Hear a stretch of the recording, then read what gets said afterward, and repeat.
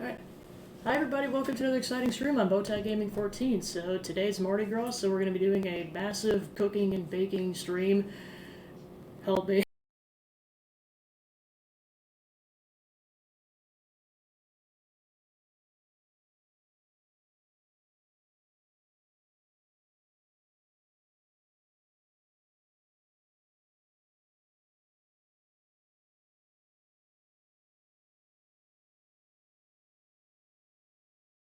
I don't know what it is, but just for some reason this mic just refuses to work when I'm not.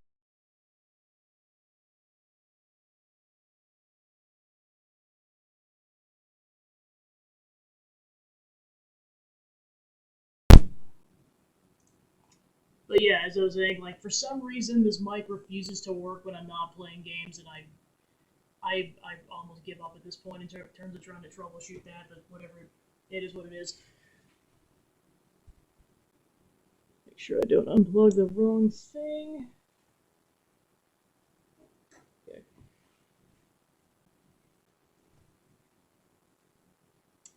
I don't know why. I honestly couldn't tell you.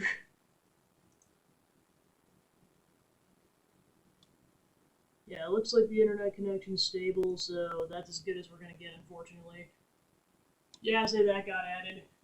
Um, yeah, I think their name is like Eloise Ethan. They got a commission going on that, so there we go. I can't unfortunately use all of them because I don't have that many slots. Like I think I can only use like 7 of the 9 slots right now. Because I found out a bit too late that apparently you can't unlock certain slots until you hit partner. Whoops. I get one more slot in April and that's it, but oh well, what do you do? There is a backup just in case. But anyways, where I kind of yes, I kind of rhythm going a little bit because I was like, well, if I got to do all this stuff in a certain order, otherwise this is not getting done in 4 hours. So apology if I'm kind of rushing through the intro. I just kind of want to get going. Because I'm making 6 different things, and they all like basically the first couple things are like I make the dough, and then it has to sit for 3 hours, and then I have to make beans, and that has to sit for 2.5 hours. So that's why I'm trying to get going sooner than later. So that's kind of the gist. All right, so the first thing I'm gonna do is make the beignet dough. So I'm gonna get going with that. All right. Yeah, because the first step of this involves having the dough sit for, or part of the dough sit for 10 minutes before I do the rest of it. So it's going to be combining warm water together with sugar and yeast, so let me get that going. This book is kind of towards the front of the, or this page is kind of towards the front of the book, so it doesn't want to stay open, so I'm trying to forcefully push it down a little bit. Alright, cool. Alright.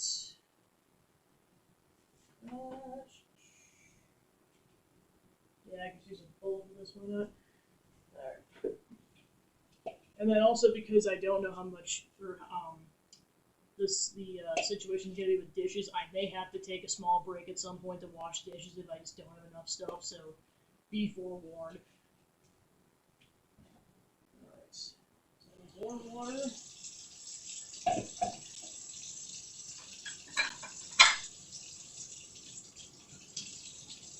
Let that to warm up for a second.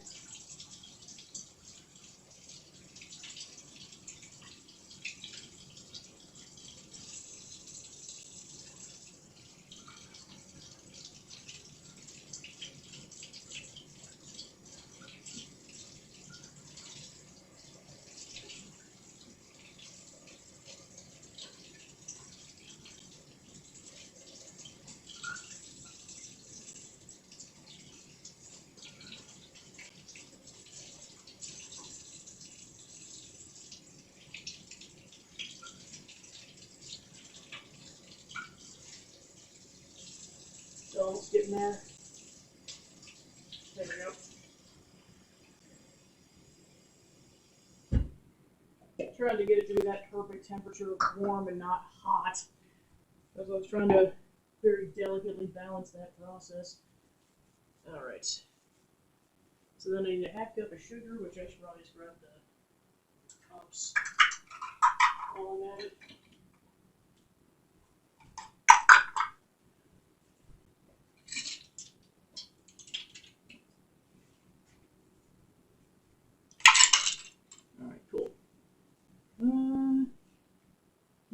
Okie dokie.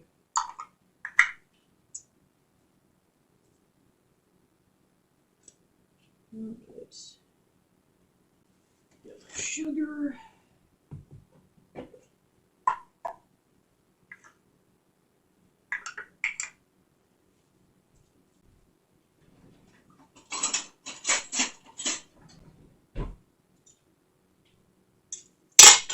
Alright.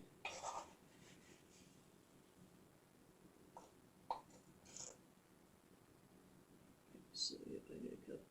Oh, I need more water.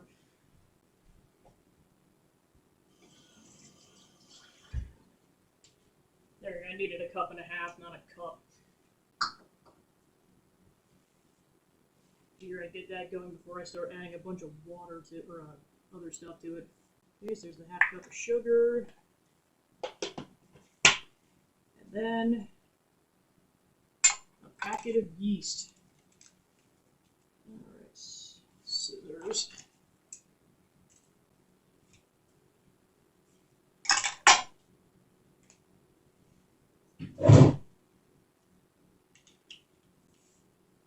Okay, there's the yeast packet. Alright, so then that gets mixed together and that sits for 10 minutes. Well, yeah, I can really tell that's fresh yeast cheese.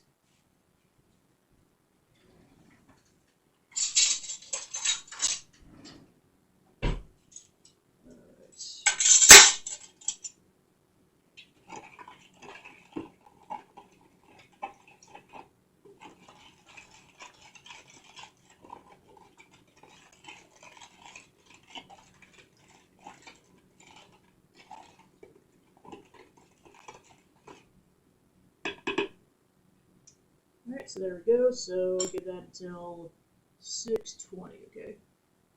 Alright.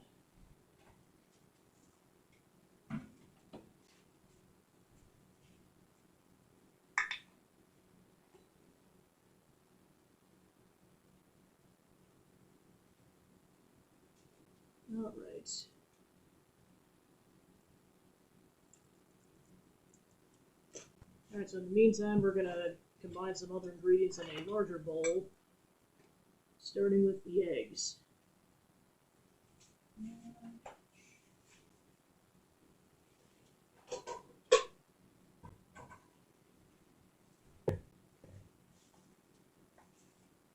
Alright, so let's get our 2 eggs.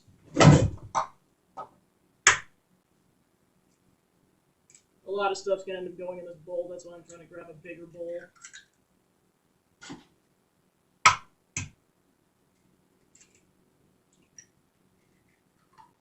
Alright, make sure I wash my hands after that.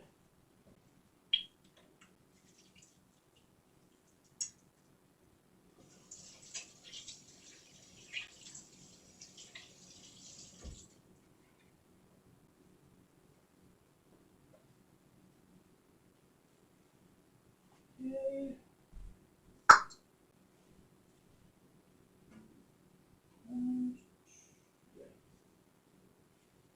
I know one of the biggest challenges of this whole thing is going to be, where do I place things without it being a massive nuisance?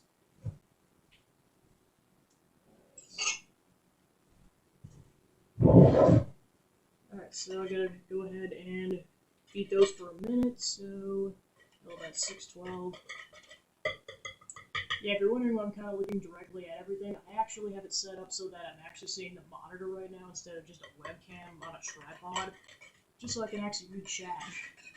Because my phone is going to die if I try to have that up for the full 4 to 5 hours.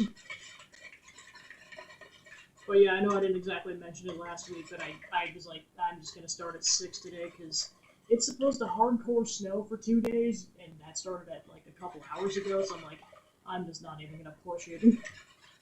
Between that and get everything situated.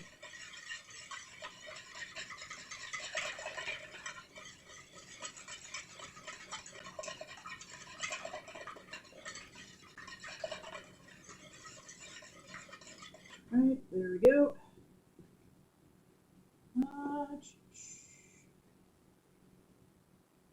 Alright, so then we're going to add salt and evaporated milk to this concoction.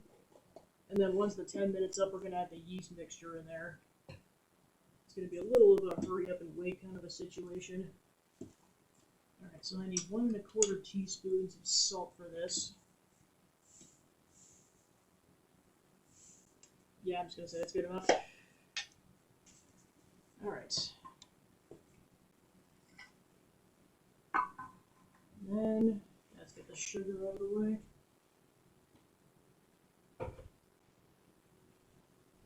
Alright, so I'm going to have to open the can for this. And luckily, I've got a new can opener, so this should be pretty much a breeze. I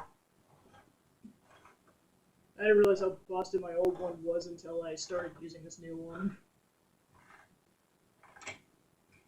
Alright, so I need a cup of this stuff, so about 2/3 of this, and then very gently prop this. Now let me get that in the yeast mixture. There we go. Yeah, I'm just going to give it a spoon. Alright. I was going to very gently prop this thing so that I don't cut myself. Especially since this is not cut all the way through. Okay, so that just gave, so it should be good on that front. And it sunk to the bottom. Not that that's that big of a deal, it just still a little unfortunate. Especially since there's going to be leftovers of the evaporated milk after this. Alright, so then let's grind the cup.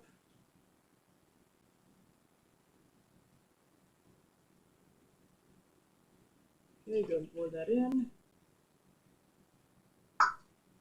Then I'll go ahead and just put the rest of this in the fridge for now. Because this is the only recipe I need that. Alright, so then that can just get stirred, generally speaking. It doesn't have to be for a given amount of time.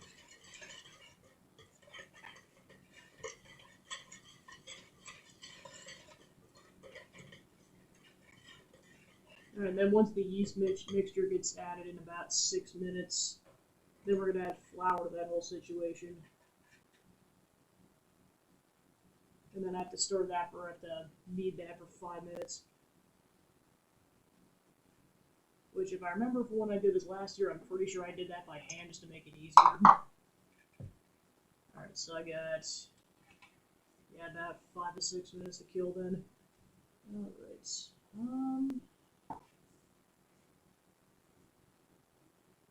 yeah, I might as well do this first step of the king cake, because I have to scald milk over a burner for a bit, and then let it cool. Alright, so I need a cup of milk for that, and regular milk, not evaporated.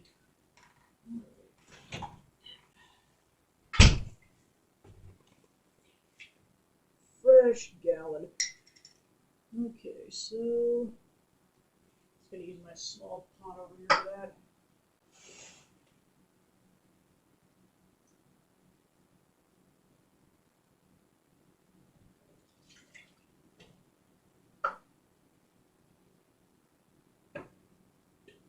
Alright, so I'll set that to medium high.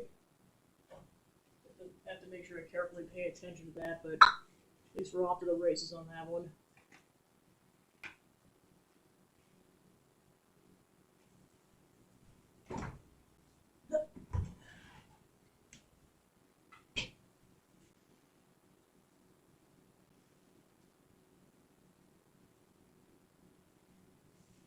Alright, so that's still about 5 minutes. Yeah. Alright, so I'm going to temporarily put my beignet stuff over here and then get the king cake stuff going, because that has to sit for 10 minutes as well. Alright.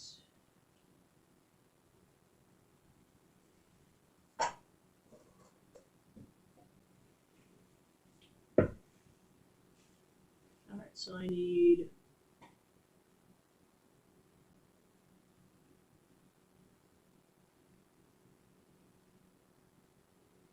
2/3 a cup of warm water, okay.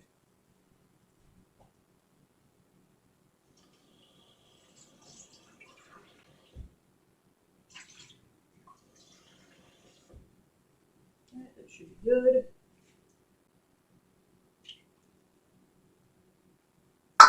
Alright, then I need a tablespoon of sugar. No.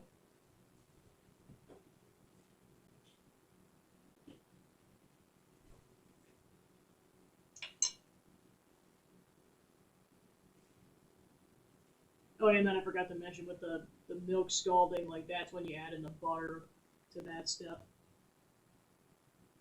But that has to scald first before I can add that.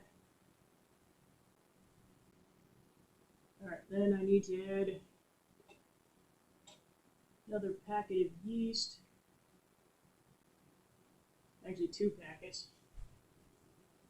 Boy, am I glad I bought this thing comes with a 3-pack then, because otherwise I would have been short.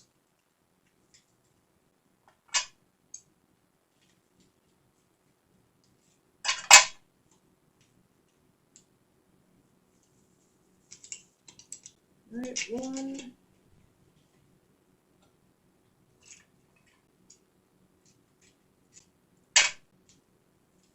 2.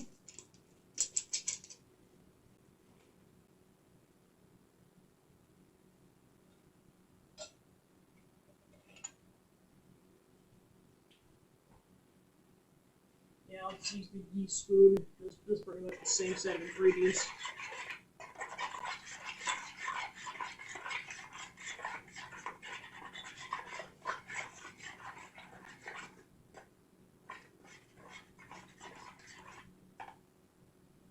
Okay, and then that has to stand for 10 minutes, so that'll be 6:30.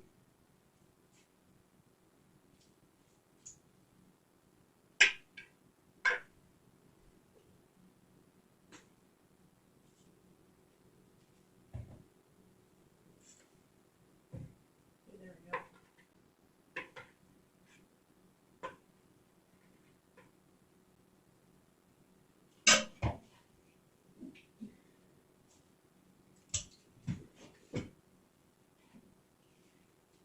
Yeah, so my whole bowl of beans, or when I make the beans, I'll put the beans on here. That's a pound of red kidney beans. It's a lot of beans. Alright, so yeah, that's going to sit for 10.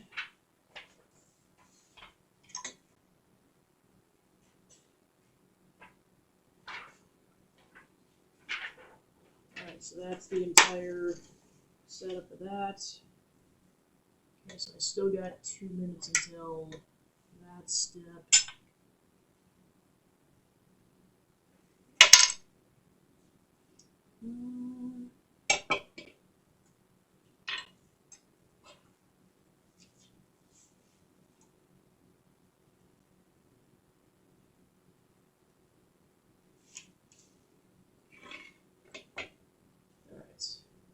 Wrap this up already.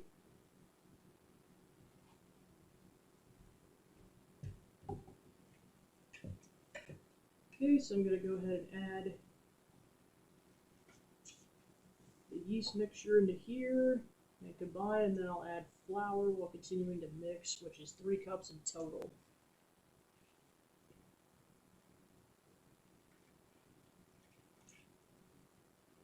Alright, there we go.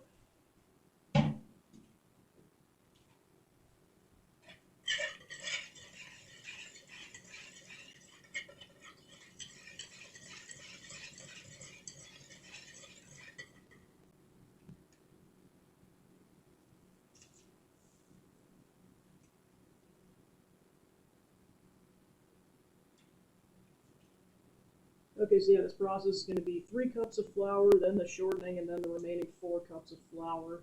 And more specifically, bread flour, not all-purpose.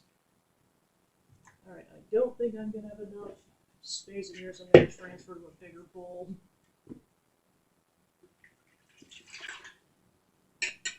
Alright. Yeah, because I was like, I'm not confident this is going to fit 7 cups of flour in this thing.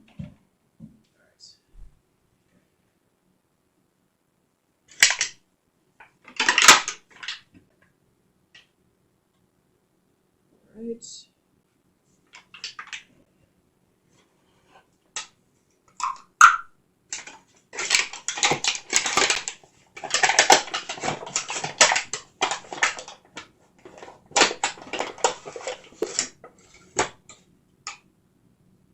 Alright, so a little more and that'll be 1 cup.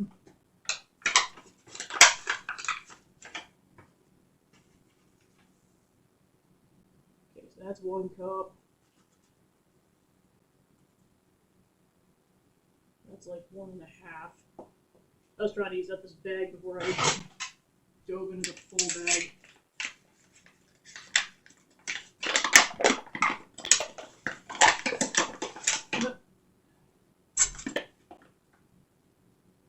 Alright, just remember that was a half, so I'm going to do a full cup and then another half.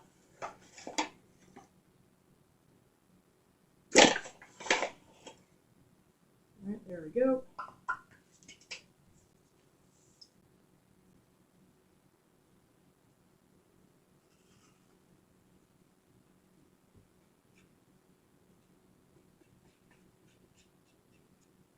And like with any flour, you want to very cautiously mix this because you don't want to get flour all over yourself if you can help it. You gotta do like mini strokes before it stabilizes and it's all in there, and then you do bigger strokes.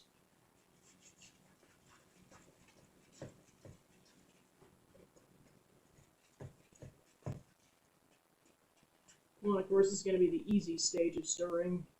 Eventually, it's going to get more difficult. Alright, there we go. And then I'm going to add a 4th cup of shortening, so yeah, that much.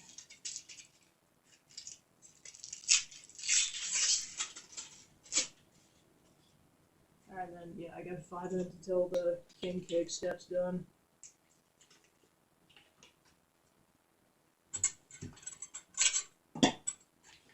And I kind of have to approximate how big this is. Well, actually, let me do this the easy way.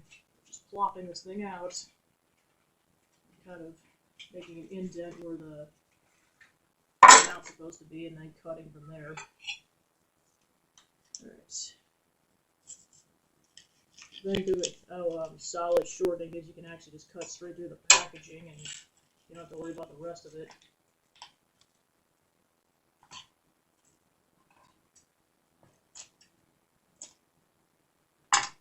Alright, go ahead and add that.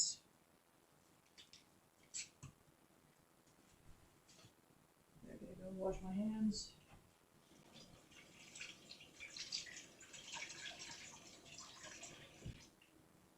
Yeah, I'm pretty much just keeping it on the warm setting unless I have to turn it down.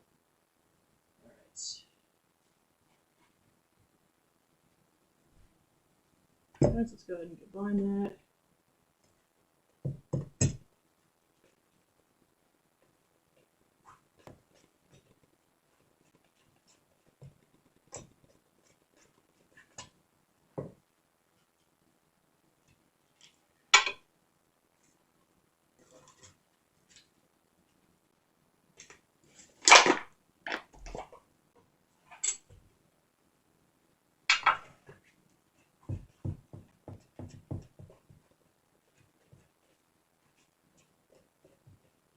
Let me check my milk because I don't want to make sure that.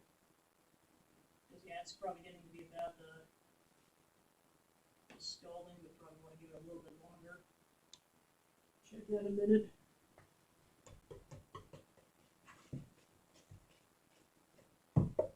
Okay.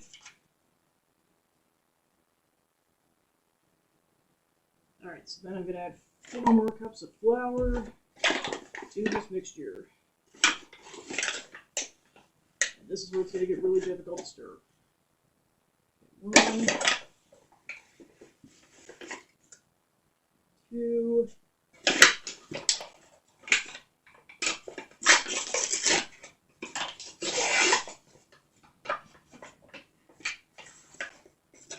3,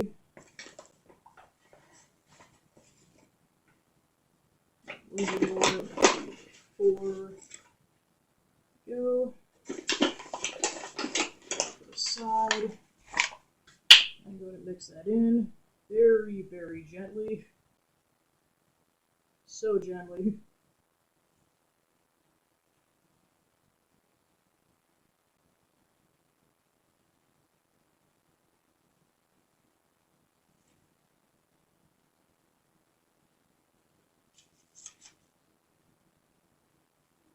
Alright, and then from this point on, once I combine this, I have to knead this for 5 minutes.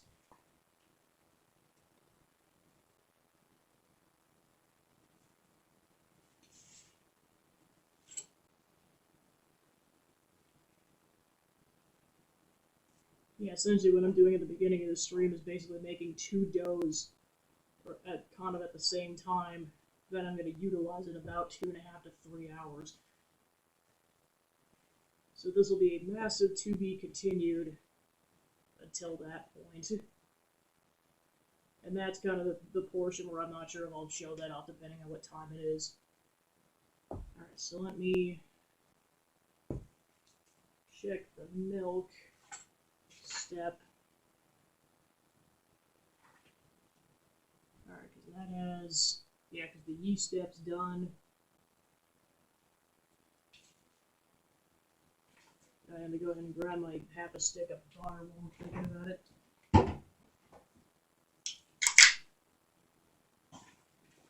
Alright.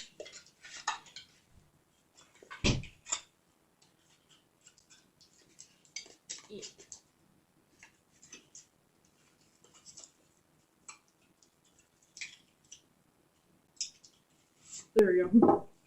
It's a bit stuck in the packaging. Actually, yeah, it's a little less than I need. Alright, so grab the same knife, and I need half a stick.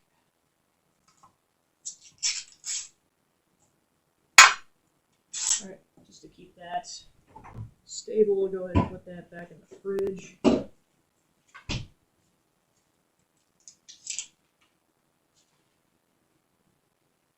Alright, so yeah, once the milk's scalded, I have to take it off of heat. Yeah, that's definitely good.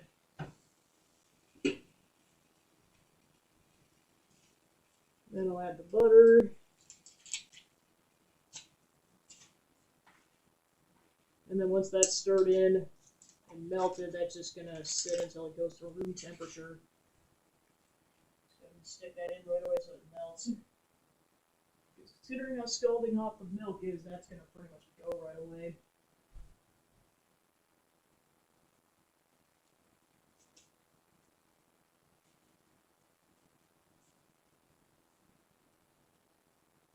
Alright, so I pretty much have to wait for that to cool off before I can do step 3. So in the meantime, we'll go ahead and stir this so that it melts.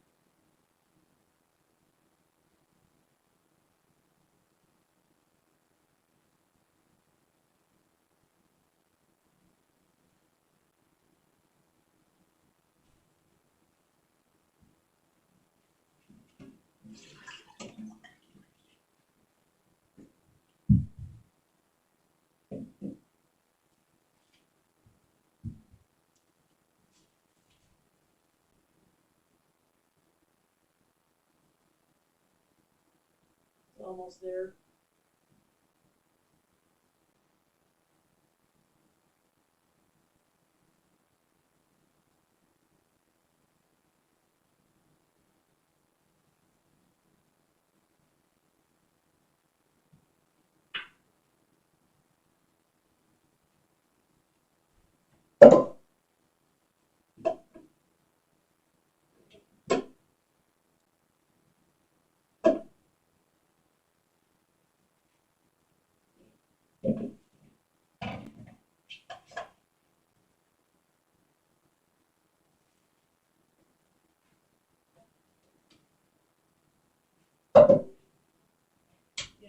to separate this out.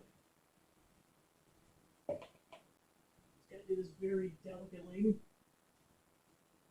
This is very hot.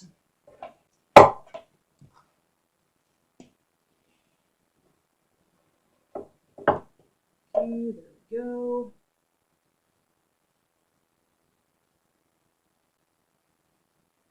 Yeah, I wish I could two-hand this because like it'd be much better if I just one-hand this and then do that, but what do you do?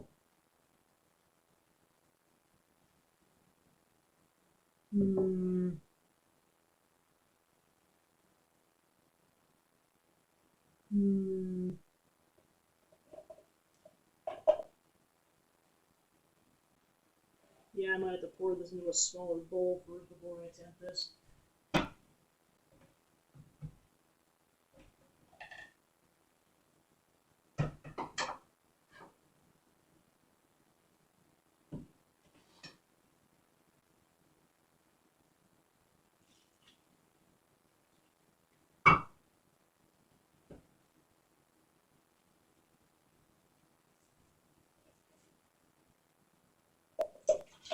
Now that I know this fits in here, I'm just going to go ahead and pour it back once I sift it very gently.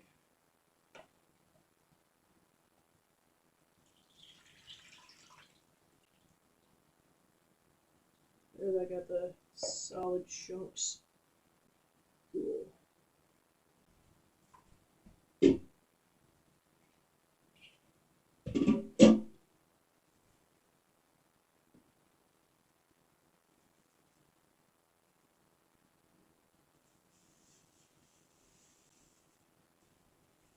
I got that cleaned up.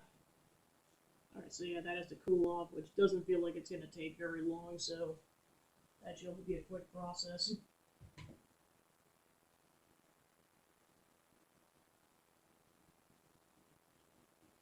Yeah, I think it actually might be cool now. Yeah, that really didn't take long. Alright, so I'll come back to the dough kneading in a few minutes. Okay. So that gets added. Then added the eggs. Okay, so that'll be 2 more eggs. Pretty much just got set up the initial portion, that was it.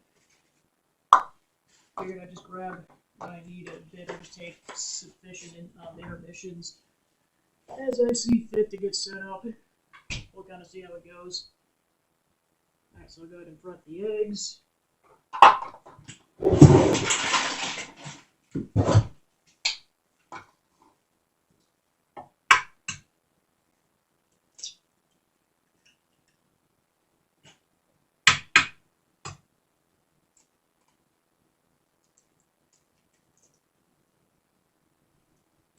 Right, there we go.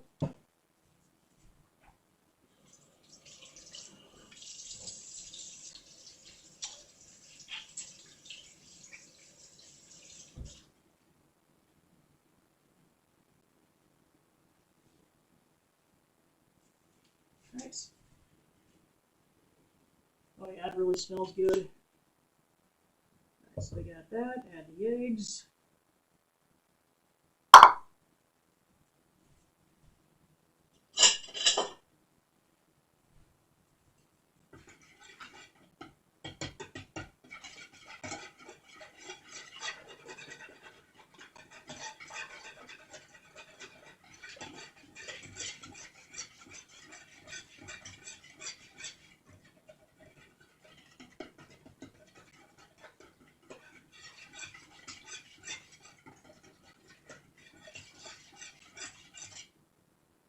So that's combined, and then we're going to be adding in more sugar, salt, and nutmeg in here.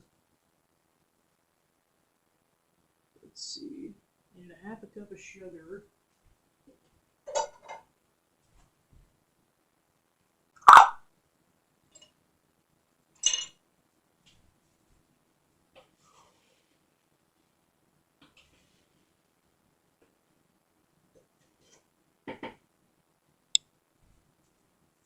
Sugar.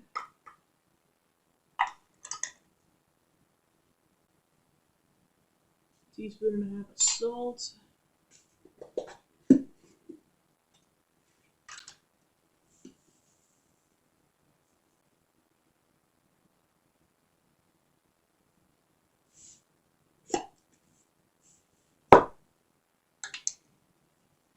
Alright, so then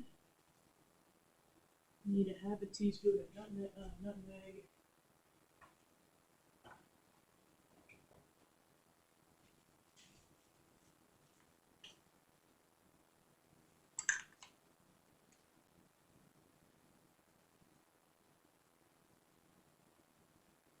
Alright, there's our nutmeg. So that gets combined, and then we add the flour in 1 cup at a time. After that,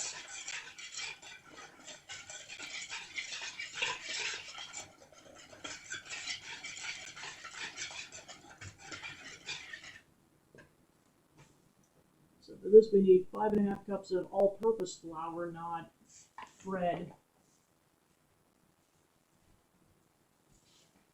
Whereas it'll be a lot easier to measure out because this is in a nice container.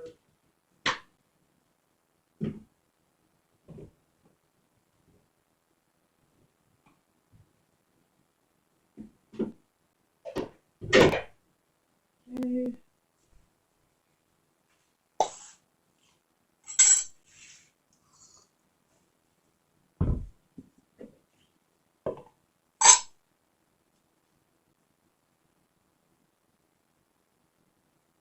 Alright, and then once I get all the flour in there, that gets kneaded for 8 to 10 minutes.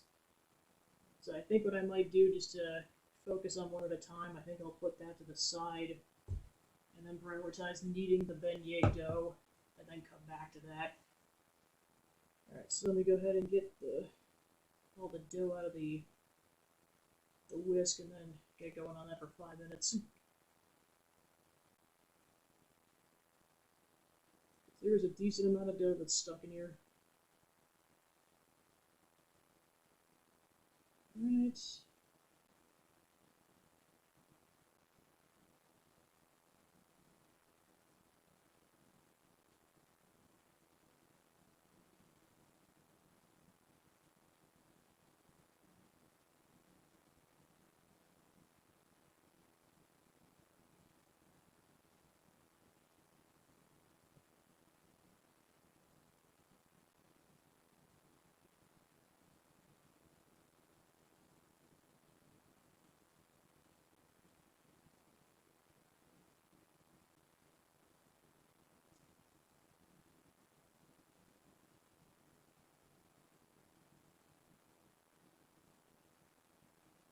Okay, got that out of there. Alright, so time to mix and knead until 46 after. Alright. You can also do this with a mixer, but I strongly prefer just doing this with my hands because you're supposed to knead it anyways.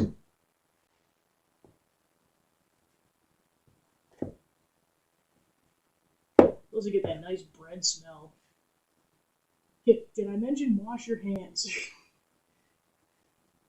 That's where that step becomes very critical.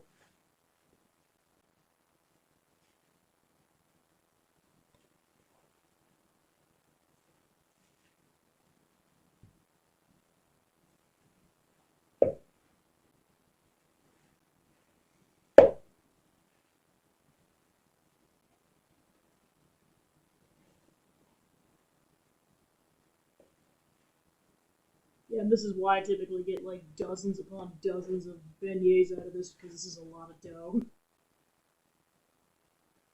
And you can kind of make just like the standard like pillow shape with it, but you can also make shapes. Like what I like to do this time of the year is I have like a bunch of animal cookie cutters, so I always make them into gator shapes for this time of the year.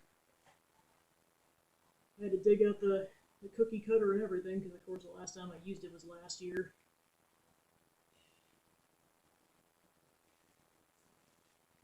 Alright, there we go. Get my arm workout in. Well, yeah, because of course I'm going to be collectively kneading dough for like 15 minutes.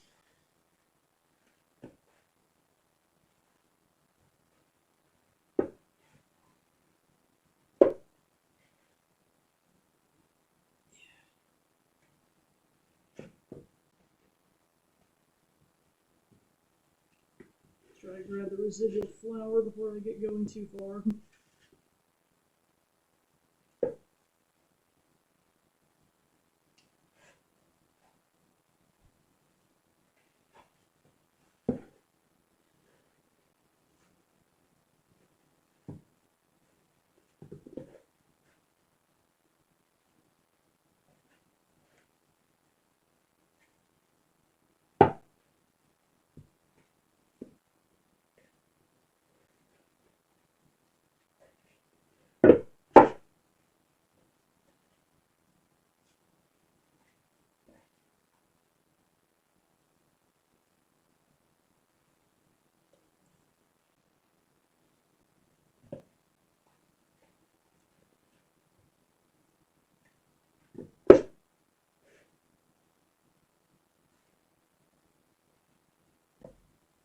We got 2 minutes left.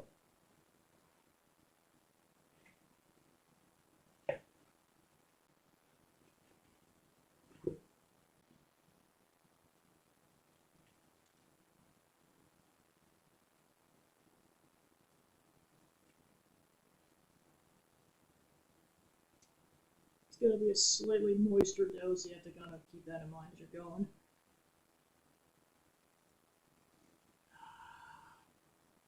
I love that fresh bread smell.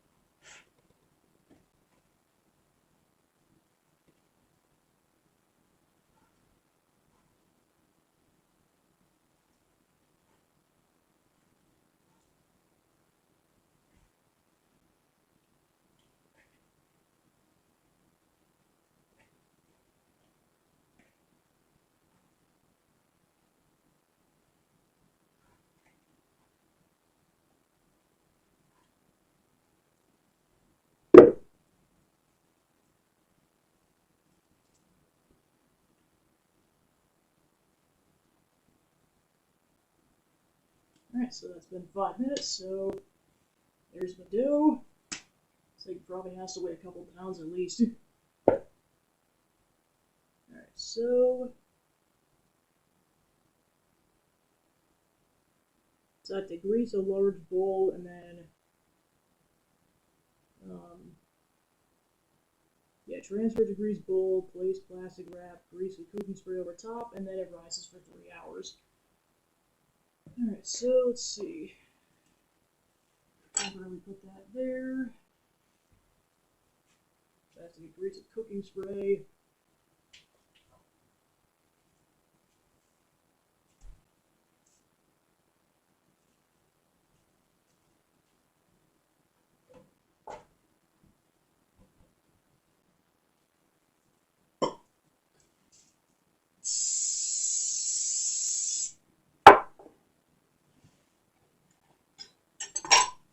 Alright, and it goes.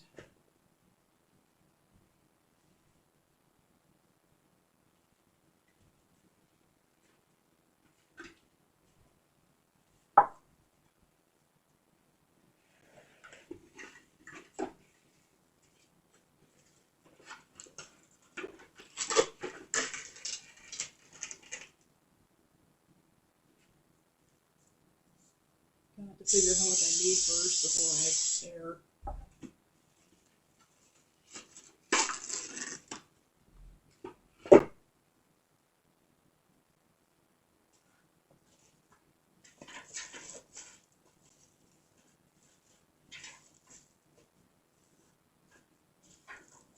Alright, so then that will rise until about 10 or 9:50. Alright, where do I put this thing now? Yeah, I'll put it up here.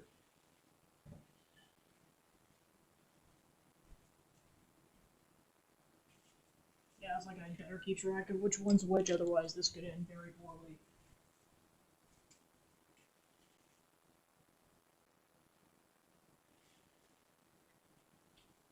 Alright, cool. Alright, so that's that until 3 hours from now, and then basically just cut those into gator basically shapes, and then just start frying those.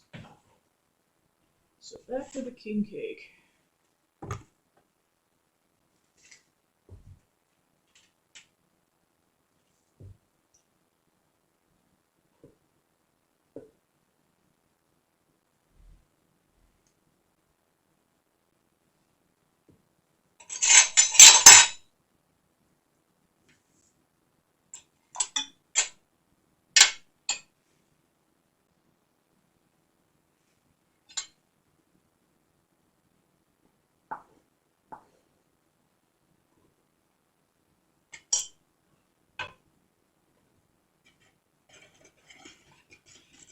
Alright, so then kind of as a reminder, this is 5.5 cups of flour.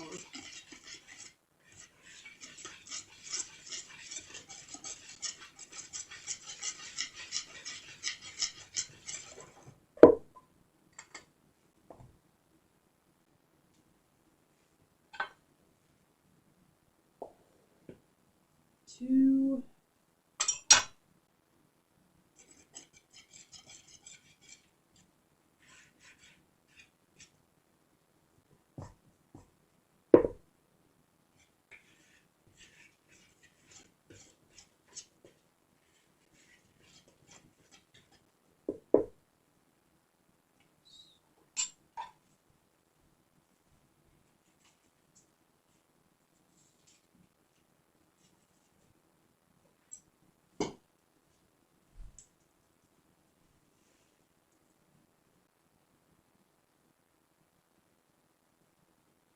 Gotta keep track of what time so that I don't lose track, especially since that's 3 hours.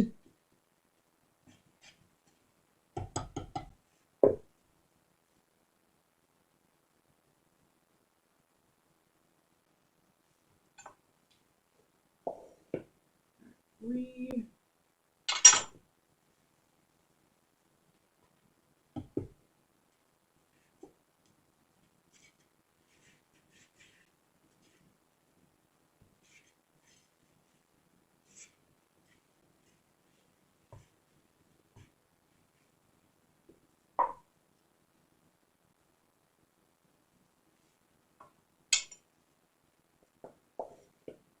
Four.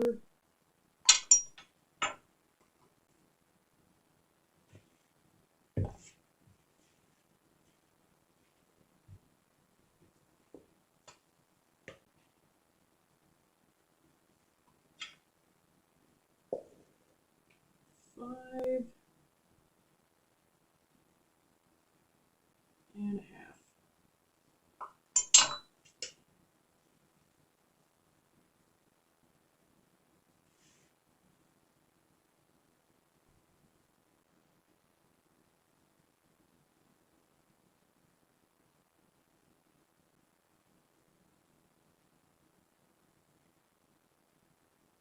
Alright, so then this will get kneaded for 8 to 10 minutes.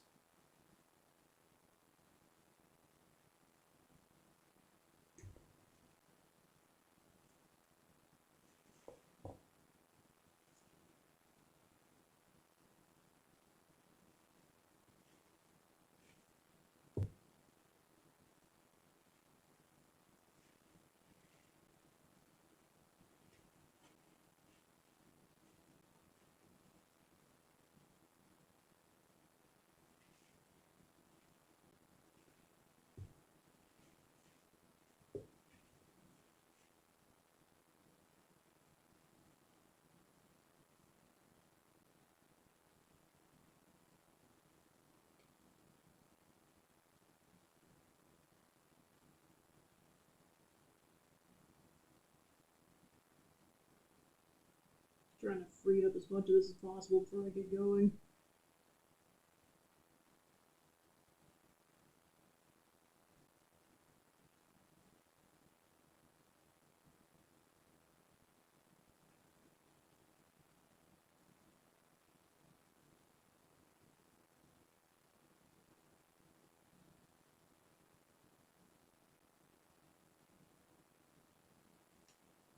Hey Ben X and Dominic, welcome in. Just getting going on a bunch of cooking and baking. I made the beignet dough already, and that has to sit at room temperature for 3 hours. And now I'm basically making the king cake dough. Just getting it all prepped since I just added the flour, and I'm going to proceed to knead that for 8 to 10 minutes. So that's where I'm currently at. I hope you guys are having a good day, and welcome on in.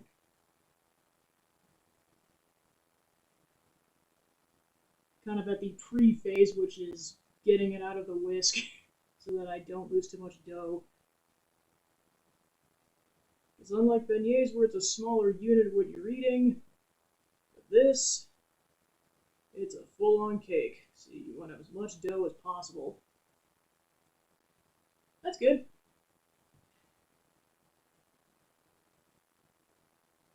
Yeah, it's going to be an experiment of sorts, because normally my cooking and baking streams only go for like an hour, and then I do gaming.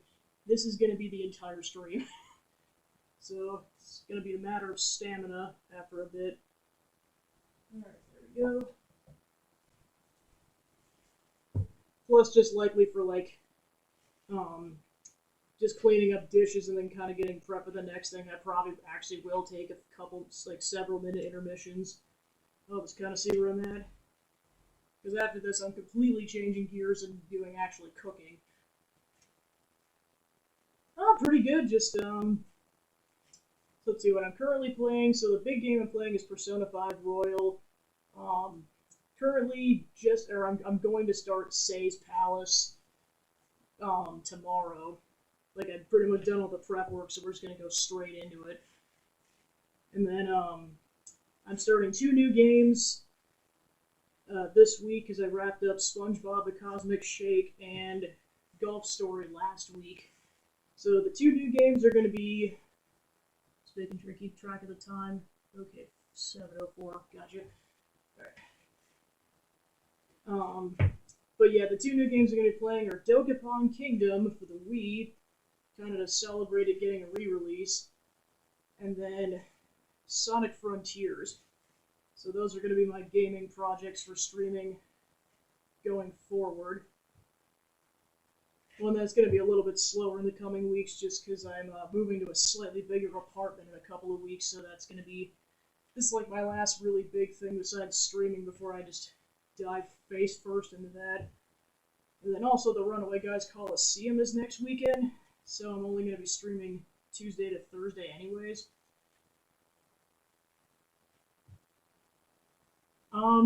So yeah, to describe what Dokapon Kingdom is, it's basically Mario Party meets an action RPG, where basically you're just like, yeah, like I said, it's your classic RPG style where like you're taking down enemies, you have like hit points and use items and all that classic stuff. But then it's like, but you're on a board the whole time, and you're basically like, I think it's like 7 or 8 chapters is what happens, and you can play with, I believe, up to 4 people. So like you can play a single player campaign against computers, or you could do multiplayer against up to 3 other actual people. So it can get very chaotic, and if you thought Mario Party was bad in terms of luck, Dokapon's worse.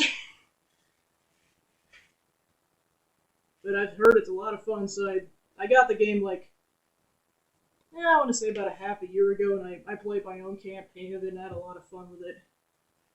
It was also kind of to test out to see if it actually worked, because kind of my story is I got the first copy, it didn't come with a disc, so I had to get a second one. So essentially it ended up costing me $200 to get that, so making it worth it, darn it.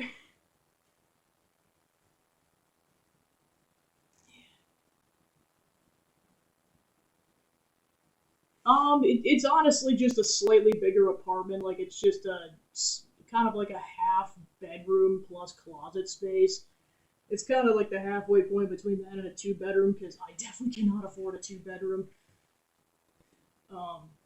So that kind of room style was like at the happy medium between getting more space, but then just saving money.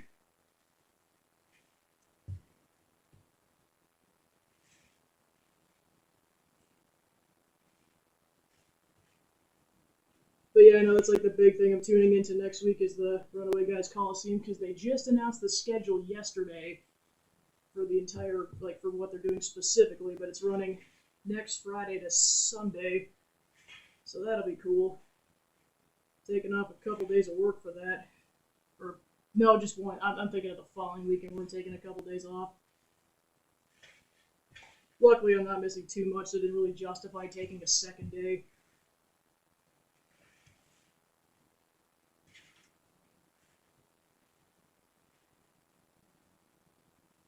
Yeah, so hopefully it should. Of course, the big thing is just going to be scoping it out to see how it goes, or what it's like.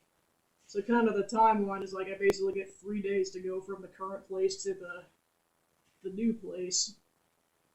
So I have to basically plan things accordingly, which is why I'm not streaming that Friday. And I might not even stream on the Thursday either, depending on how much there is to do. I'll have to see. Yeah, I know it's kind of just the delicate balance I have where it's like, I want to properly celebrate Mardi Gras, but also I have to move in 2 weeks.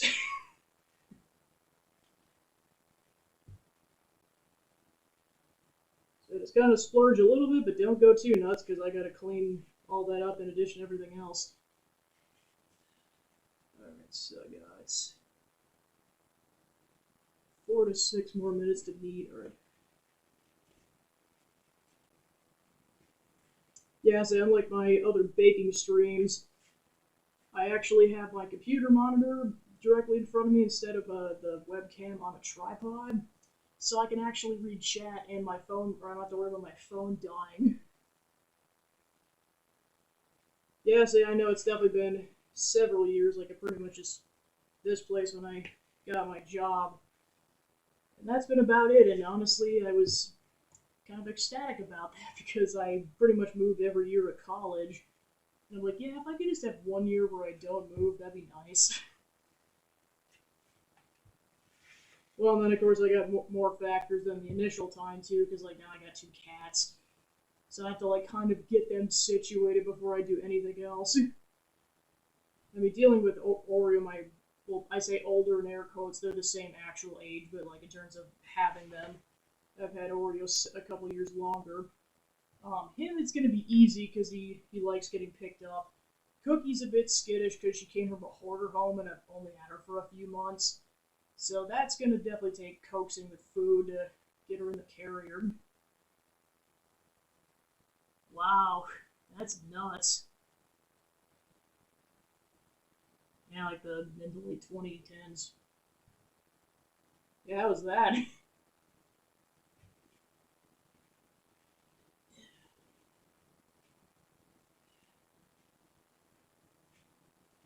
Definitely tell this is a little bit of a drier dough, so it's a bit easier to work with as opposed to the beignet dough.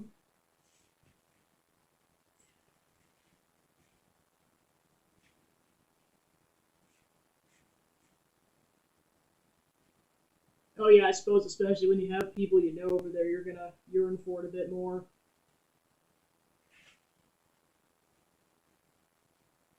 Yeah, I know it was just kind of like weird timing for me with that all kind of stuff. It's like, all right, I got like a full-time job and everything, and I'm situated. Yeah, let's go. And COVID happened a month later, so slowly starting to get back into actually doing exploration type stuff again, or just for the first time in some cases.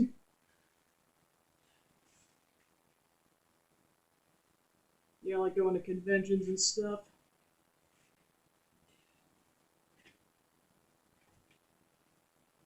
Yeah, so yeah, well, and of course, in addition to everything else that's been going on, my mom just had a pretty decent sized surgery, and that's the thing. She actually finally had the surgery. We were waiting for like 3 to 4 months for that to actually happen. So it finally happened like 2 weeks ago. Because yeah, like I said, originally it was supposed to be like in November, so that was gonna delay our November plans over like Thanksgiving and maybe Christmas, depending on the healing process. So we were like, we'll be fine to go to New Orleans for Mardi Gras. 'Cause that's like several months out, right? Right? And then she got the surgery in February. So we're like, well, next year. So That's why I'm splurging slightly more at home because I couldn't travel for that.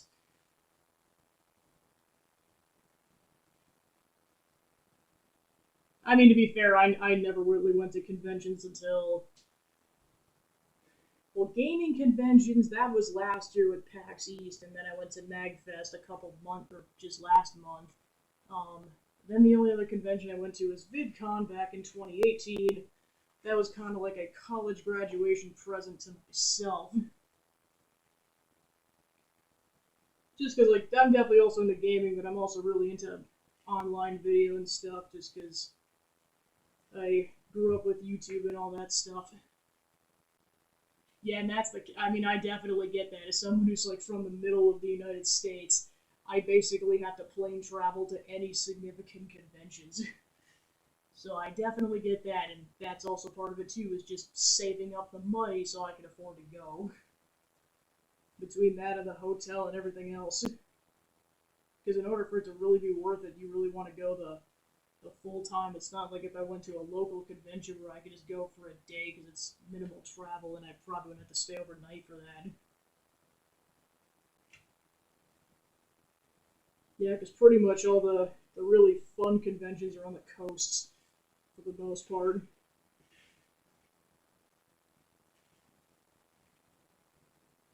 This is why I kind of have to choose very wisely which one I want to go to, because also PTO is a thing. Um, Alright, so that's definitely been 10 minutes. Okay, so now I'm going to oil the bowl just like the beignet, so I'm just going to go... Yeah, I'm going to go wash my hands first.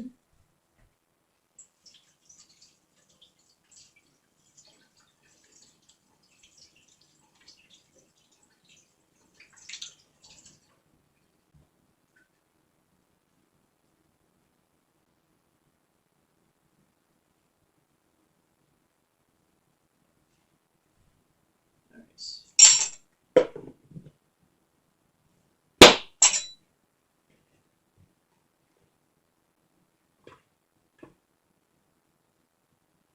Yeah, I'm not doing that.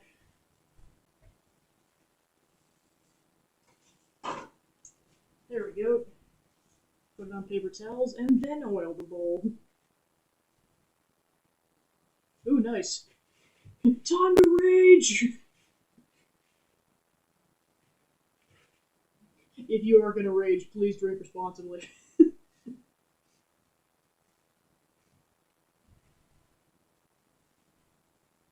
Not you specifically, just the audience at home. Alright, let's go ahead and oil the bowl. Try not to spray myself in the face with that.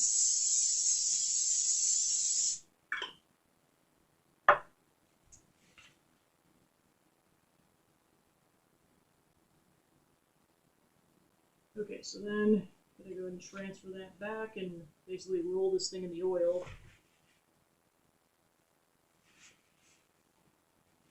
Yeah, I might need actual oil for this. I have the giant bottle. Yeah, pretty much. Yeah, I know it just started a few hours ago here, and it's gonna hardcore snow until like mid-Thursday.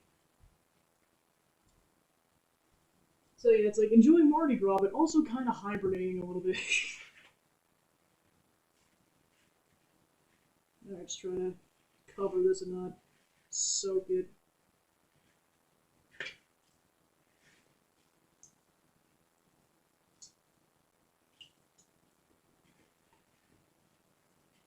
Well, to be fair, the oil does help it kind of stick as a whole mass. Alright, cool.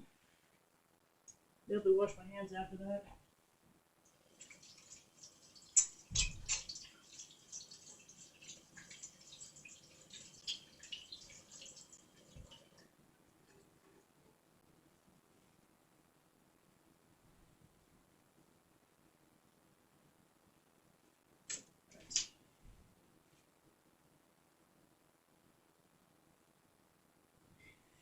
Snow party! Alright, so then, life of the beignet dough, yeah, there it is. I'm gonna go ahead and cover this with oil covered wrap, and then that will Sit for 2 hours.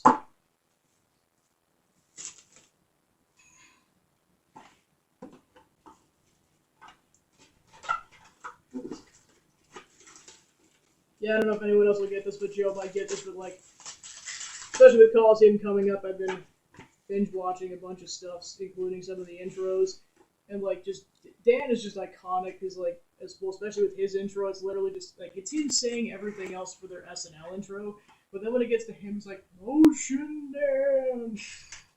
So that just lives rent free in my head. Has for 2 years.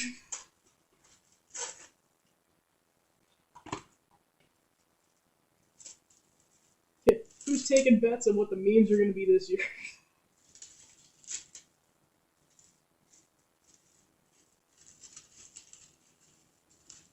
Well, for sure it's going to be whatever the heck Jiggy concocts.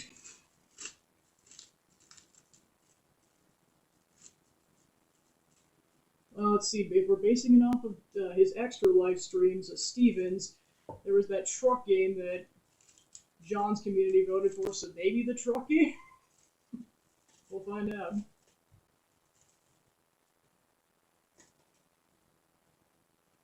Yeah, I know, especially like memes, just life moves fast when it comes to that stuff.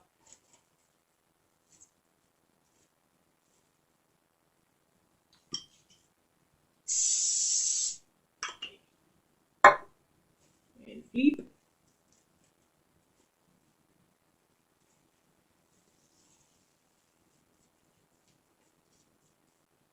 Alright, so that'll rise. Oh yeah, something involving Pokemon, I would imagine. Oh man. Yeah, because I know Stadium's going on. I mean, like, there's definitely stuff I'm excited for. Like, they're playing Werewolf again. That's going to be sick. I'll make sure I actually write this down on there. I think it's like Pokemon Stadium, and then they're doing a Scarlet Violet Bingo. That's the opening segment.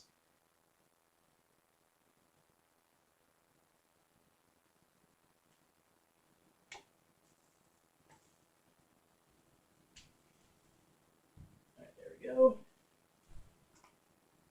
Just before I start cleaning stuff up and kind of take a small intermission to get stuff situated. Okay, so... No! I was like, let's just say look at your current time, and then, like, let's just say it's 7:11 CST right now, so, do the math on what 2 hours from now is. Yikes.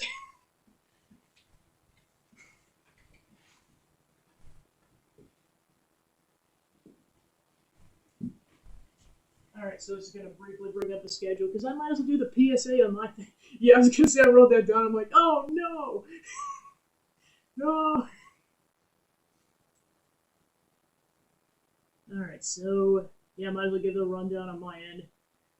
Alright, so, yeah, that's what it's starting off as, and then they're doing Splatoon 3, then Pokemon Stadium minigames, then Final Fantasy 14, then whatever the heck Tangled Chords is, then Adri and Jack are doing a concert, then, I'm going to phrase this exactly how it's written on the schedule, Super Mario 3D World, ?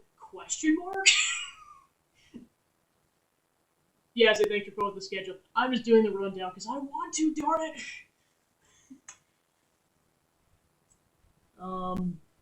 So yeah, and then they're doing Werewolf, and that'll wrap up Friday.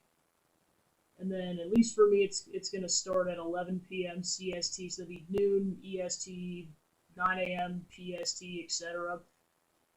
Alright, so then Saturday they're going to start with painting. Or no, scratch that. Before then, they're doing like a half an hour before the painting session. It's labeled as ?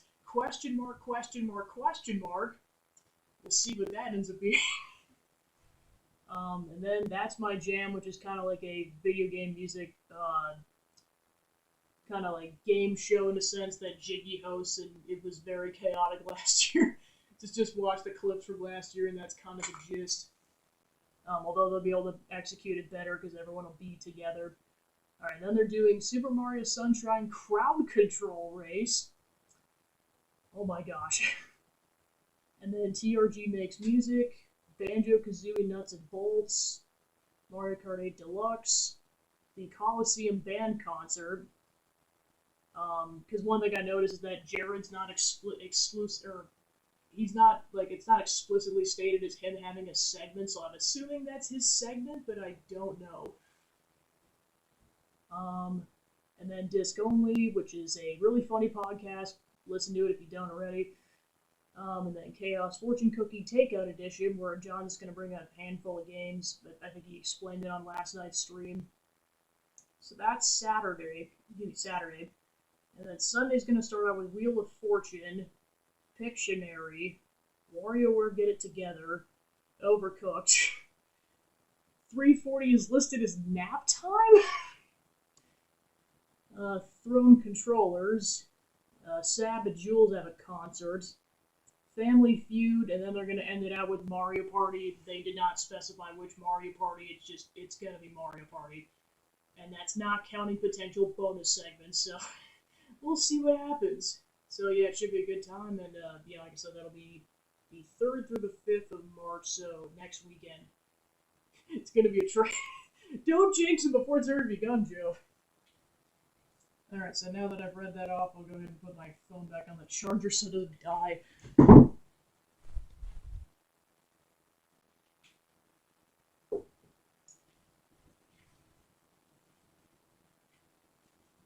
Alright, so then the next segment's going to kind of involve a bunch of cooking as opposed to baking, so I would really like to clean for 5 to 10 minutes, so I'm going to go ahead and put on the break right now. So I'll be back, yeah, like I said, in about 5 to 10 minutes.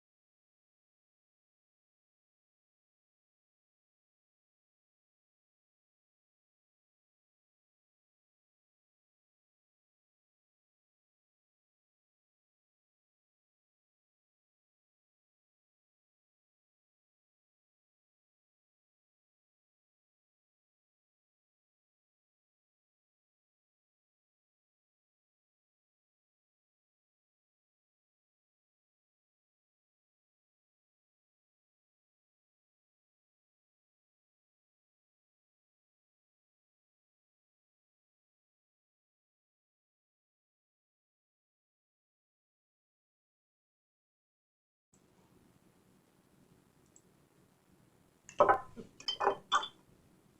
and we're back. So the next thing I'm going to be doing is making the Creole beans. So kind of your first step is to prep the beans, specifically red kidney beans. So what you kind of have to do is you take your 16 ounces of beans, and then you have to soak them for 6 to 12 hours. So that's what I did already, because as you can kind of imagine, that is a massive chunk of time that you have to spend on that. So the beans are all ready to go. So the next thing I'm going to do is vegetable and meat cutting, because once you kind of get going on this, you have to like really go rapid fire. So I'm going to go ahead and prep everything. The vegetables are all getting at the same time, so I'm just going to combine them into one bowl. Alright, so let's start with 1¼ cups of onions. So like pretty much these size onions. And then kind of my pro tip that I found out actually works is that normally you try when you cut onions, you moisten a napkin or paper towel and put it next to you. Since it's the first moist thing that it comes in contact with, it'll actually travel to that instead of your eyeballs. So fun fact. I was kind of hesitant on that at first, but yeah, it turns out it works. Holy crap. Alright, so then, more specifically, I'm supposed to dice the onion. So yeah, it's really just going to be like 10 to 15 minutes of vegetable prep. And that's just for this one. That's not even counting the gumbo, which is coming next.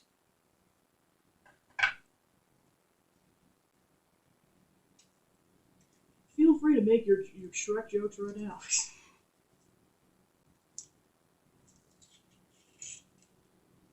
Well, and especially want to do this too, not just because of the onion, but this recipe also involves a fresh jalapeno pepper, so definitely want to make sure I'm careful with that. And for those people who don't believe me, pepper.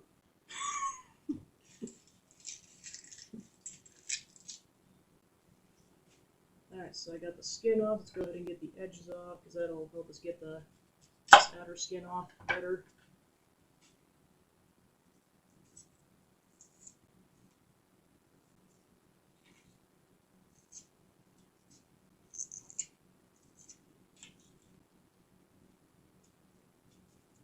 Peeling an onion. Alright. Alright, now time to actually start cutting this thing, and I gotta be careful because it's very slippery. And this is a legit knife, so definitely gotta be careful.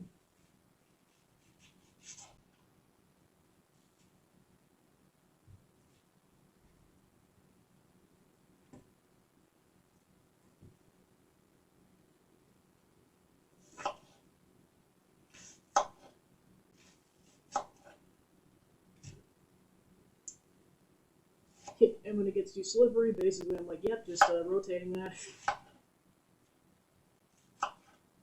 My fingers are not worth this.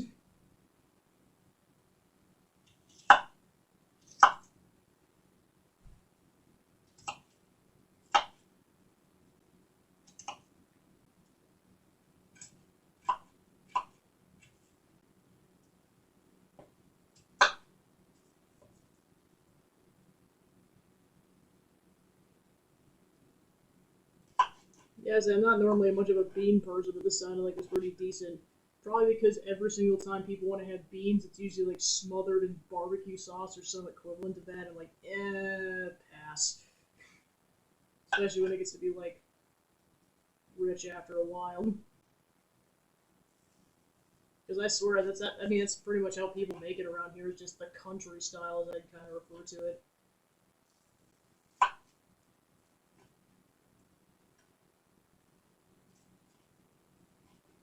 Yeah, and I should mention with the whole paper towel thing, it's not foolproof. It's like 75% foolproof.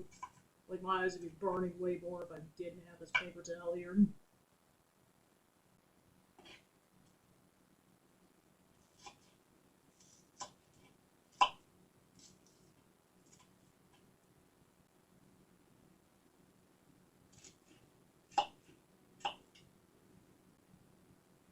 Yeah, and of course, because you don't want people to have giant bits of onion in their food, you want to make sure you get small bits. cut them up into small bits. Yeah, and of course it goes without saying, do not touch your eyeballs to the fingers that you are exposing to the onion. And I'm saying that double goes for the jalapeno pepper. Might not be as bad with that one, but I've heard like horror stories about what happens if people like cut up like habanero peppers or worse, and like their eyes just start burning like crazy. Like even if they didn't directly touch the pepper, if they touched like some residue or something.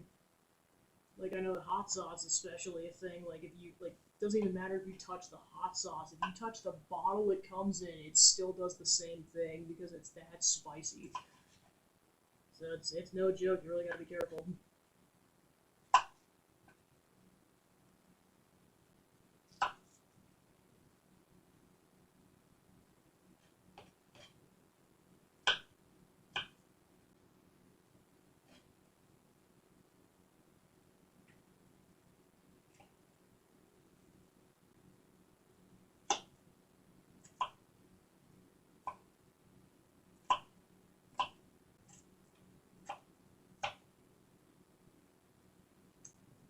So I guess here's the other important question for Coliseum. How long do you guys think it'll take until someone says it dirty? My bet is 5 minutes.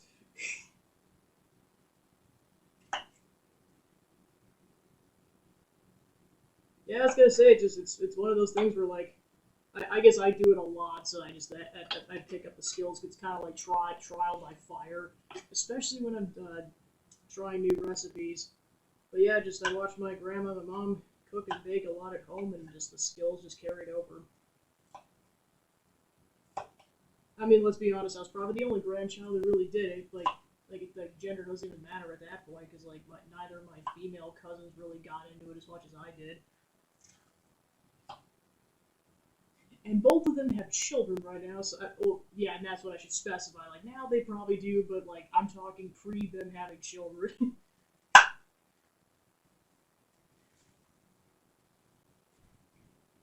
All right. I didn't realize I had a whole chunk over here. I'll do that next. Where'd my cup go? Oh, there it is. Some of this transferred over. Oh, nice.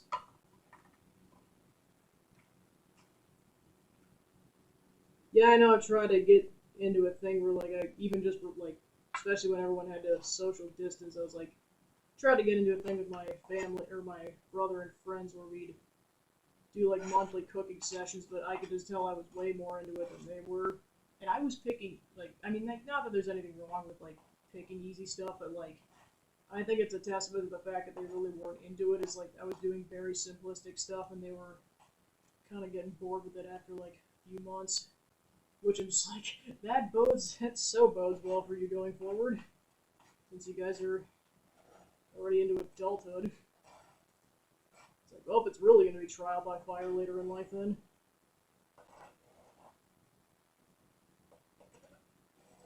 That's not even trial by fire at that point, that's trial by volcano. You're really just going head first into it.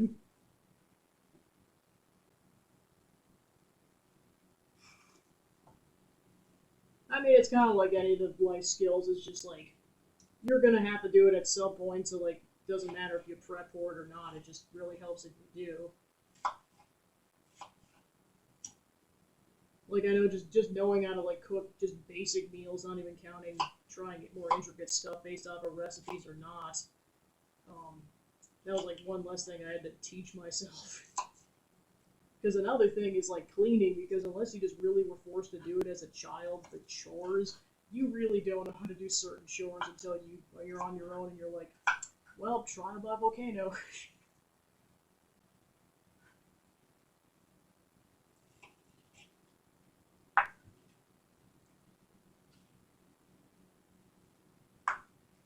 Ooh, nice. What'd you guys make?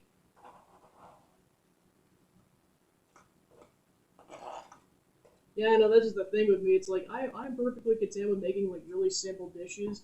But then just on occasion, I'm like, would it be funny if I just, or not, okay, fun/funny if I made creme brulee and then I just do it.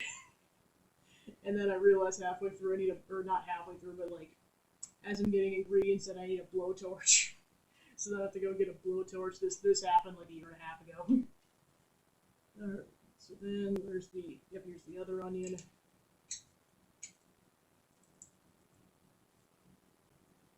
Which, yeah, that was the first time I ever had creme brulee, was making it for myself, and I get what the hype's about. Boy, was it delicious.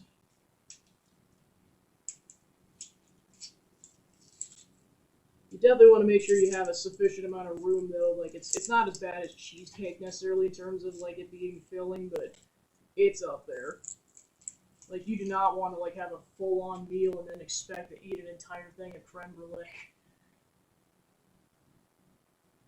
Ooh, that sounds so good. Yeah, that's always a good one.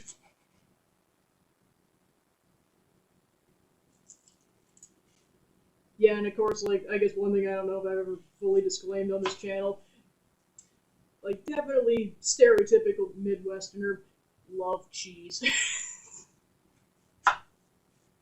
There's any kind of cheesy dish, or, I mean, like, probably explains why I like pizza so much, too. But yeah, I'm definitely one of those people who will just, like, eat, like, a decent-sized portion of brick cheese and just enjoy the crap out of those crackers. I say that because I know, like, I've met up people, like, from other parts of the country or, like, the world where they're just like, why are you guys so obsessed with cheese? And, like, cheese is delicious. What's wrong with you? I mean, don't get me wrong. There's good and bad cheeses. It's just, you, like, I think there's only, like, I mean, I don't even think I would say even those bad cheeses I'd classify as bad. Like, blue's in the right, like, circumstances fine. And I guess that's the caveat, too, is, like, there's some foods it's like, it's only good in a certain circumstance, and then there's some foods that are just nasty, period. Like black licorice, screw that. I say this because my grandma just loved black licorice stuff because she kind of grew up in the Great Depression era. I mean, like, that was a huge factor into why.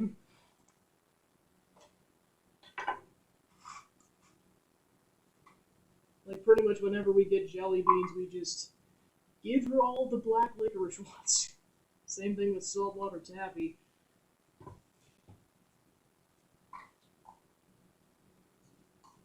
And then, of course, by proxy, Jaeger is disgusting. That is definitely one of those liquors where I'm like, one and done, never again. I regret even doing it to begin with. Yeah, and that's the thing too. You really gotta like pick your battles in terms of when you eat certain things. Like, you try to stick to a healthy regimen and try to eat, like, yeah, proteins and produce and all that good stuff.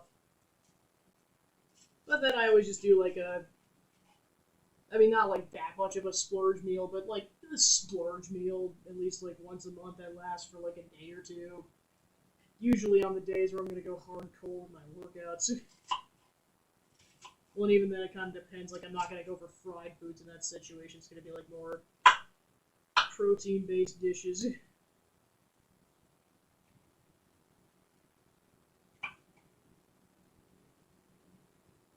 There's a reason I typically only do these cooking and baking streams once a month. It's for my health. Because, like, a decent amount of the stuff, I'm making it legit. Like, obviously, some substitutions, like, I like fat-free milk instead of, like, more stuff. I know some people say fat-free is disgusting, but I grew up on it after, like, age 3 or 4, so I just don't get the hatred for it. Plus, it's kind of as thirst-quenching as water to me, so probably why it also doesn't bother me. Meanwhile, if I have anything that's above 2%, I actually gag. It's just too thick.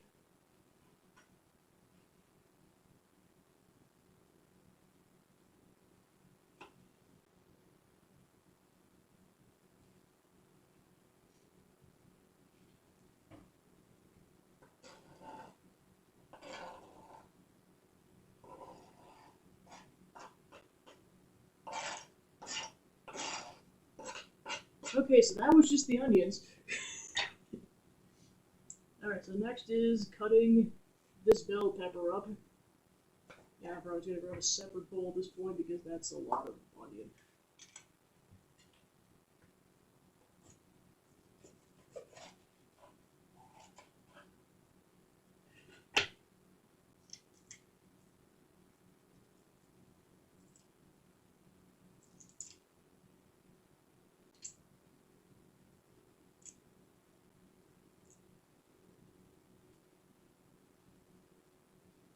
Alright, so that's also diced. Yeah, yeah, and that's the thing too. I know some people like consume it as part of like a dish. Yeah, for me it's like primarily milk, juice, and water. I was never a pop person to begin with. Which, to be fair, I know that is not a bad thing. It's just the carbonation is what always bothered me about it. Well, it still does, to be honest. I just couldn't drink more than a sip without gagging. Yeah, I'm gonna go wash my hands, but I was starting to.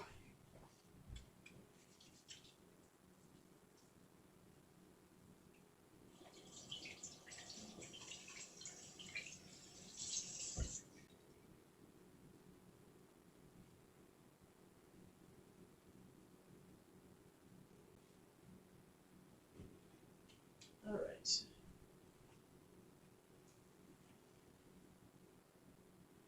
Yeah, I know that. I mean, to be fair, I do get to that point too, where like it's delicious, but I can only have a finite amount of it. Between that and just throwing it up.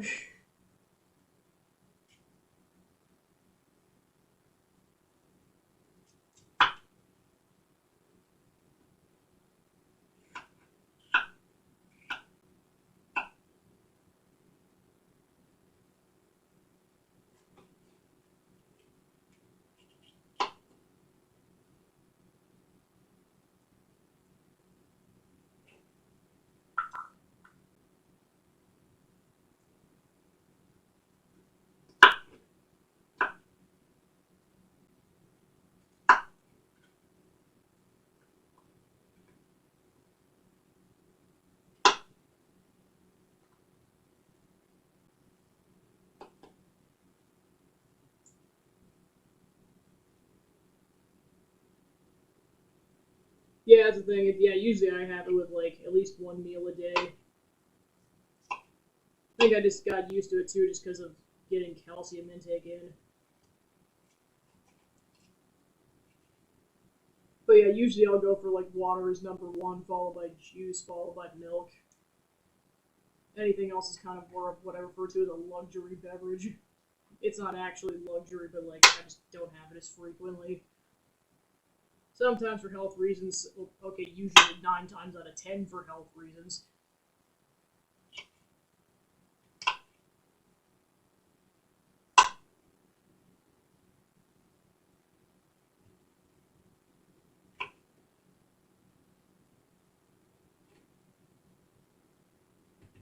Yeah, like I don't know if this happens to anyone else, but I definitely get in one of those moods after a while where just like I crave fruited vegetables. Like it's like craving chocolate or something like that's not healthy for you. Just like I just get a craving for produce after a bit because I'm like, yeah, it's been a bit. I just had a big meal. Where's the carrots at?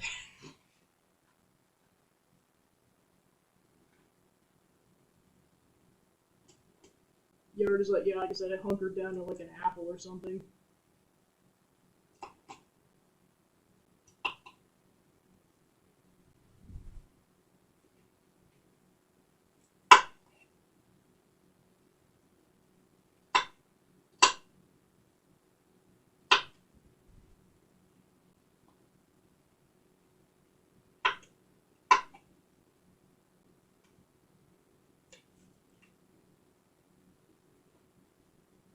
Yeah, and that's the thing. I'm a massive veggie person, so like I'm not particularly picky.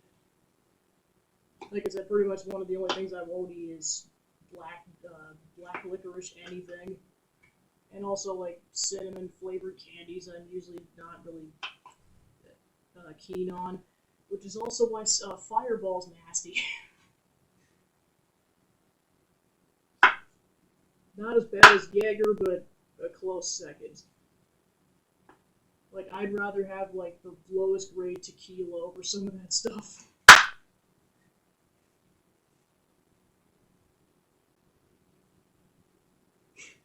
just the theme song playing in the background.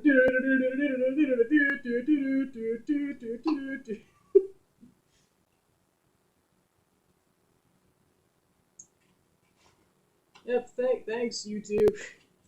Otherwise, I'd have music playing right now, but they have a strict rule where it's like, yeah, unless the game you're playing is on screen, you get copyright claim for it. That's not even, I mean, that's just video game music. I'm not even counting, like, the big stuff.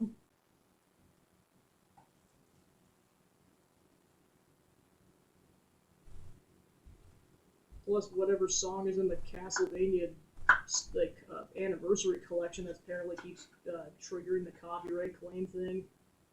I'm not sure what it is, but it goes off without fail whenever I'm in the menu.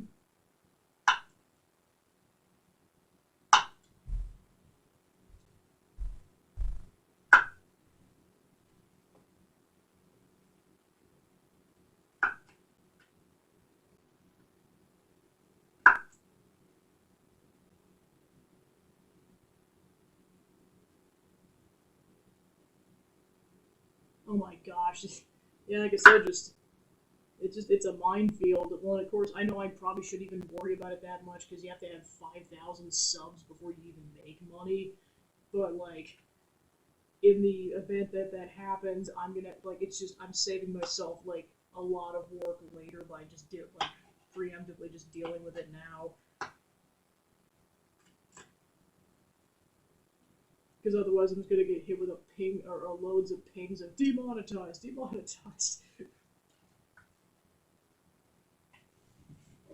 Or copyright claims, one or the other, both really.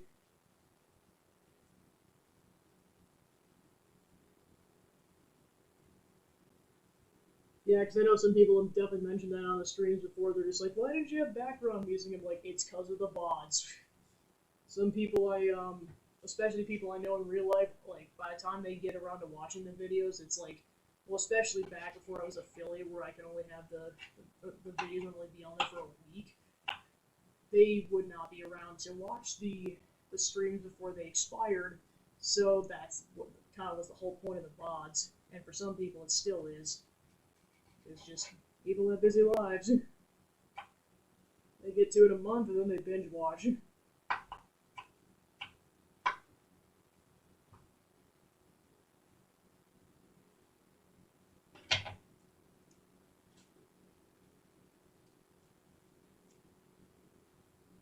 So many seeds. And this is just the bell pepper. This isn't even this jalapeno yet. Demonetized.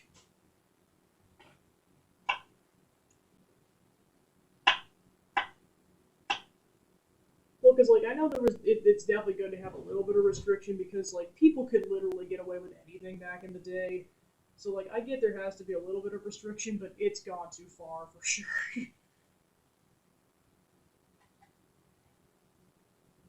I know I'm far from the first person who said that, and I won't be the last, but it still sucks.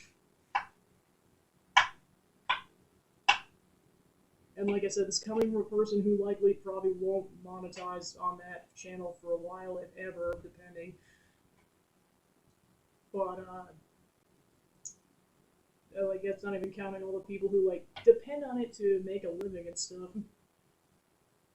I mean, I knew that truth, like, from the get-go almost, so I was like, yeah, definitely make sure I have a full-time job before I pursue this.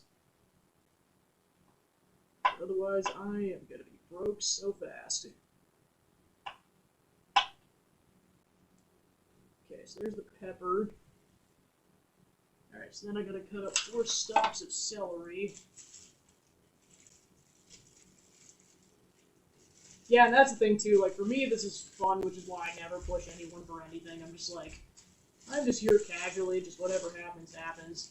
For me, it was kind of more the bonus of, like, getting access to things like emotes, And channel points, that was kind of more why I was excited for uh, getting affiliate status. It was just to have more bells and whistles to play with as opposed to that kind of a thing.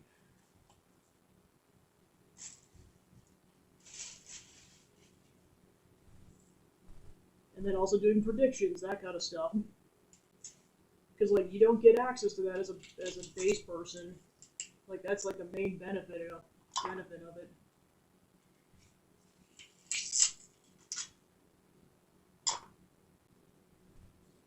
Well, because like there was like most of the stuff I wanted to do, I could do already, like charity live streams. You can do that in any tier. You don't have to be affiliate or partner for that or anything. Yeah, where'd the bag go? Oh.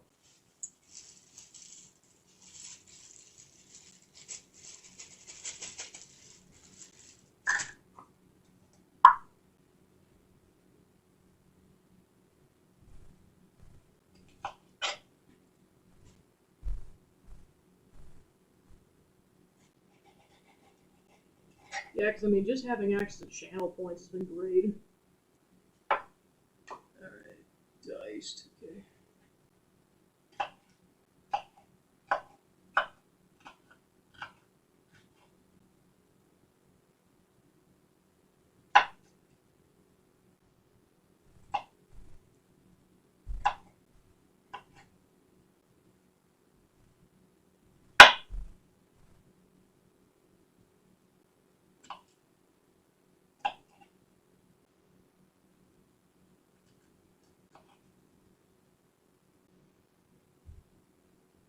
Oh yeah, I suppose there's that other aspect of it.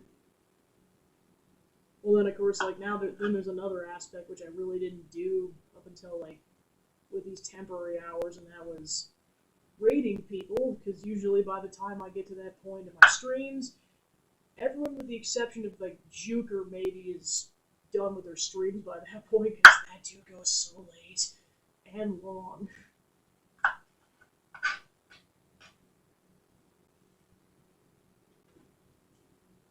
But even then, that's a toss up because sometimes he's done by that point. And of course, like I'm gonna be streaming even later, so it's gonna be like double that concept. Yeah, it's literally me just being like, "Is there anyone to raid?" Nope. Okay, we're ending this. And eventually, I just stop bothering with it.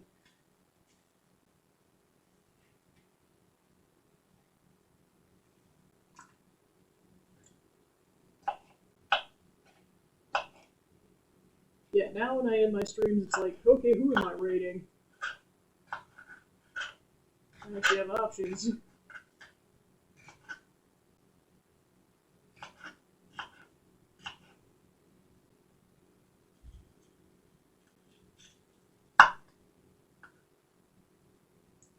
Yeah, that's where I'm trying to be really careful because I would prefer not to cut my fingers.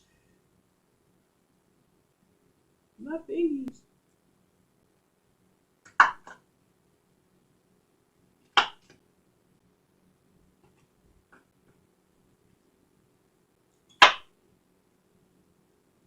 Well, I know this is kind of like the calm before the storm in terms of like content this year, because like once May hits, then Tears of the Kingdom's gonna be out, and then eventually the Wave 4 Xenoblade DLC, and then Pikmin 4 in July, and that's not even counting everything else. So now I'm just kind of playing the stuff that came out in the past to kind of play a couple of backlog games.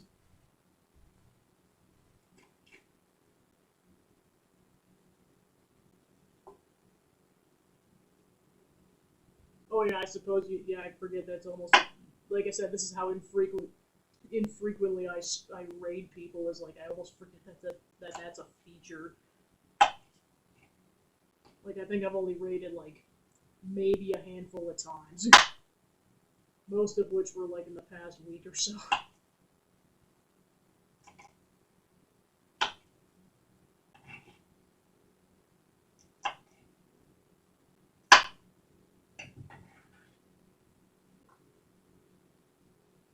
So my goal is to go for a cup, so it recommends 4 stocks, but so far it looks like that's accurate, but we'll see what happens.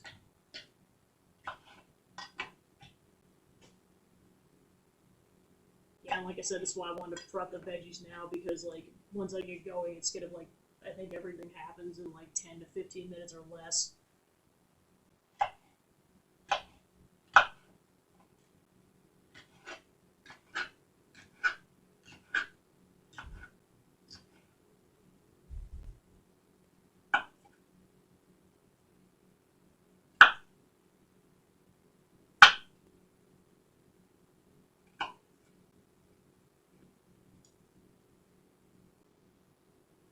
Gosh, I wonder why.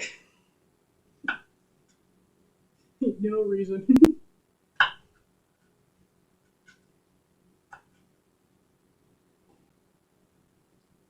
Which, yeah, I know I was rattling out that whole schedule earlier, but, like, I mean, it'd be interesting to see what they actually do with nuts and bolts this year for TRG or Coliseum, because, I know when they did it 2 years ago, it was Josh making a cart, and then they went over to Lord Donator for a mini podcast, and then he was done with it. So I'm guessing this will actually be, like, legit, where multiple people will be racing each other with vehicles. So that should be interesting. Yeah, and of course, like I said during the playthrough, I'm just like, yeah, I get why people were probably upset with it, but I didn't grow up around that hype, so I'm indifferent.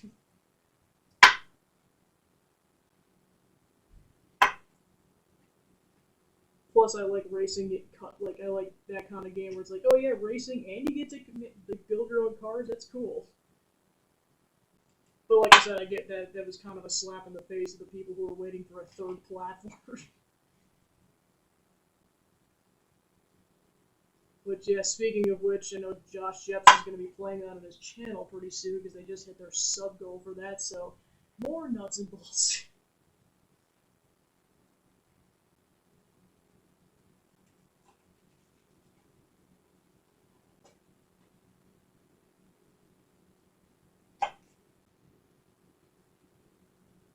This is just my long-winded way of saying, go support Josh Jepson. There's a whole bunch of recommendations I could give, but go support the Jeppy man. He's great. And his wife, Brooke, they're both great. She's Fire Lord Brooke on Twitch.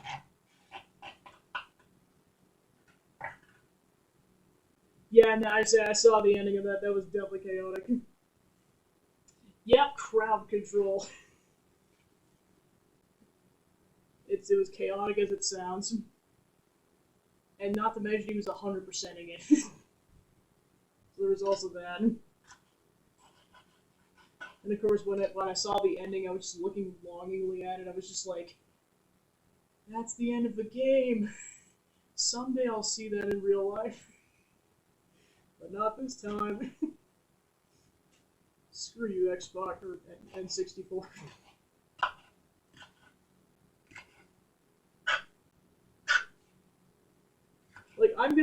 Whenever I go back to that, I'm gonna try it legit on the N64 again. If that somehow happens a second time, I'm playing it on the Switch.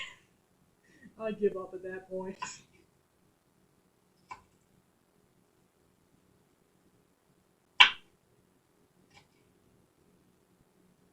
Especially now that that's an option.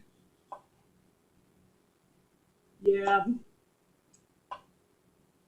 Like, the only thing I could speculate is, like, I heard, like, some things where it's, like, if you go to, like, the cheater areas, like, even if you don't utilize the code, like, it'll just randomly delete your save file. Like, that's the only logic I could come up with in terms of why it decided to delete the save file after that session.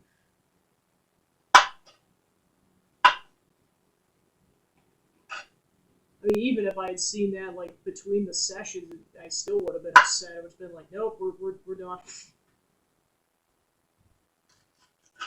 Just 24 hours down the toilet. Go join the Great Mighty Pooh while they're at it.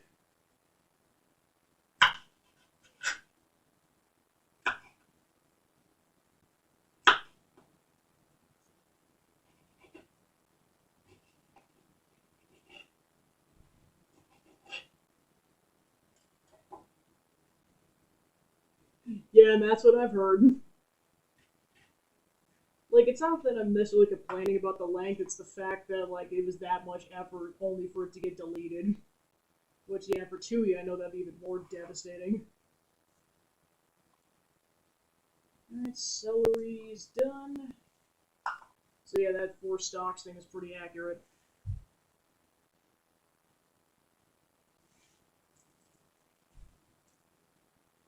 Alright, then I have to mince 8 cloves of garlic.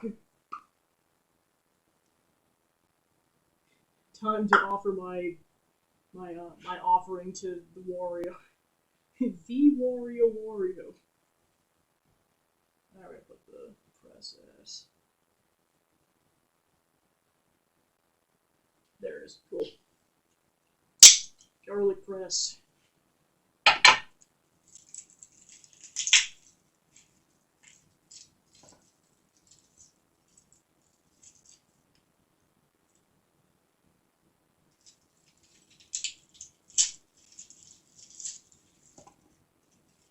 I mean, to be fair, I definitely blame Jared, but like that laughing Wario head is gonna be forever stuck in my brain.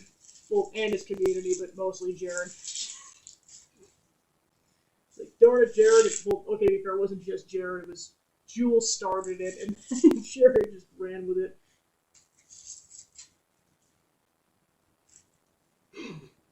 Now I'm just thinking of that Cold Stone Creamery bit again. Head down to Cold Stone Creamery. You want a cone? Or you want something? We'll hand you a cone. And on your way out, we'll give it to you. We'll give you a cone. We'll give you a U.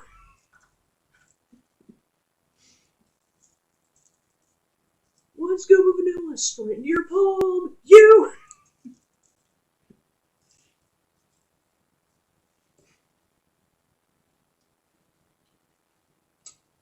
Alright. It's a Coliseum bit from Fortune Cookie where they play Cold Stone Creamery, scoop it up from the Wii. It was great. Yeah, that panel was great.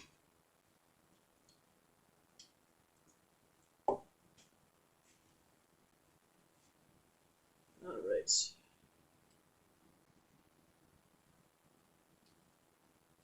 Okay, no, it is this way. Okay.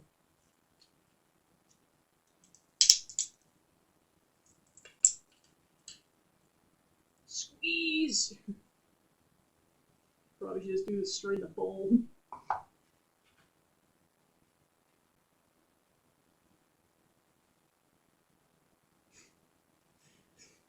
I just can't believe that. Between that and just the hype over that darn box. Well, to be fair, how many times did he die? So we were all naturally pretty excited when he finally pulled it off.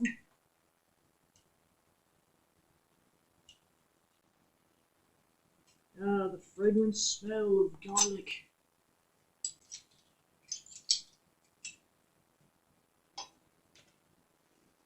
Ah.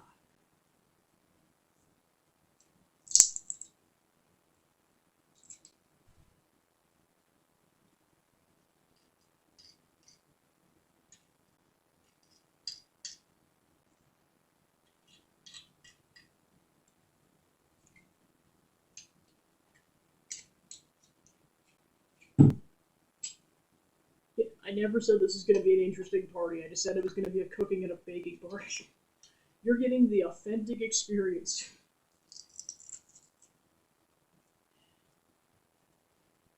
You want interesting? Come back tomorrow night. It might be made hijinks. Why am I saying might? There will.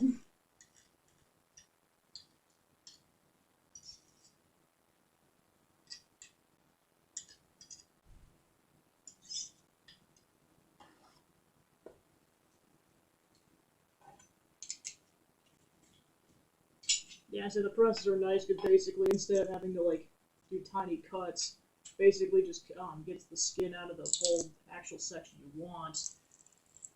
And it saves you like several minutes per clove.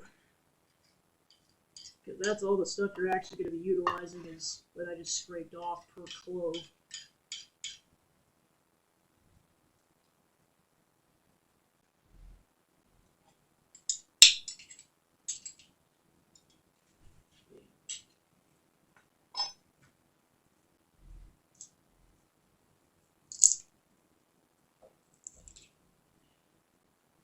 explosion.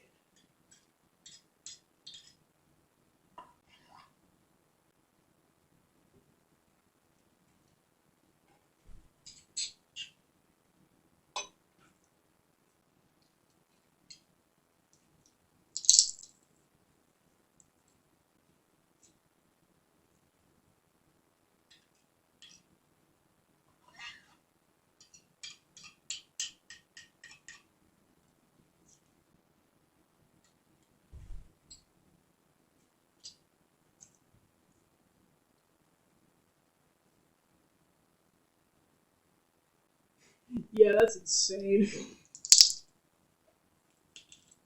I mean, let's be honest, doing any of those harder challenges and getting a hole in one, you feel like a gamer god. Especially if it's a more difficult hole.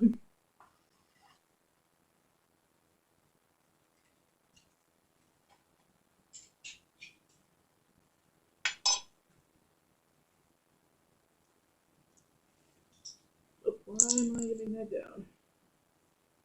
Salvaged it.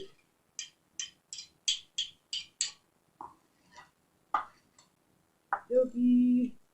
Artichoke.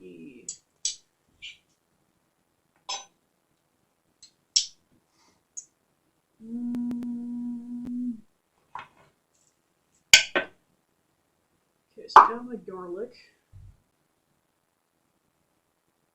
Alright, then I have to cut this bad boy here, so let's see how this goes.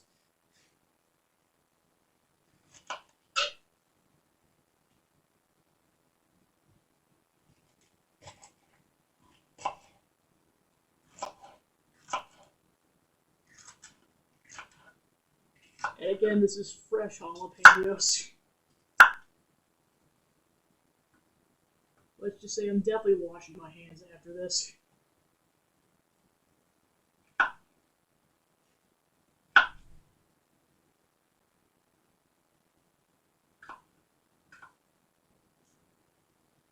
Just do not touch my eyeballs for the love of everything.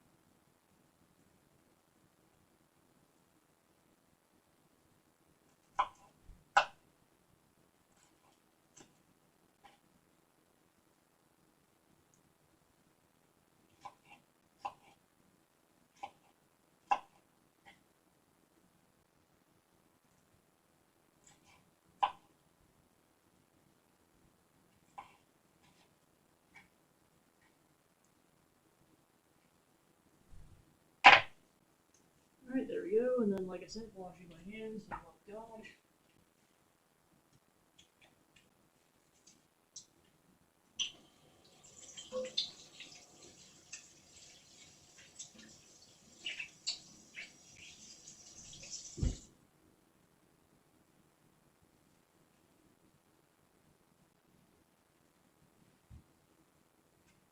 Alright. Okay, so that's all the vegetables, cool. Over there. Now time to cut the meat.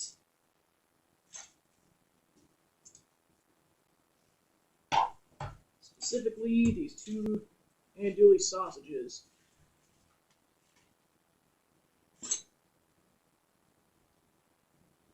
Alright, sliced into half-inch thick rounds.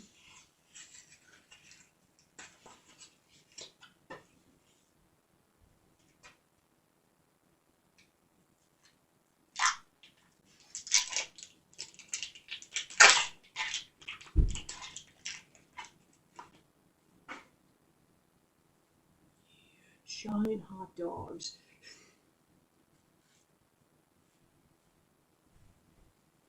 Alright, then I gotta get a somewhat of an approximation what half an inch is, so I have a reference. Right. Okay, like that much, okay.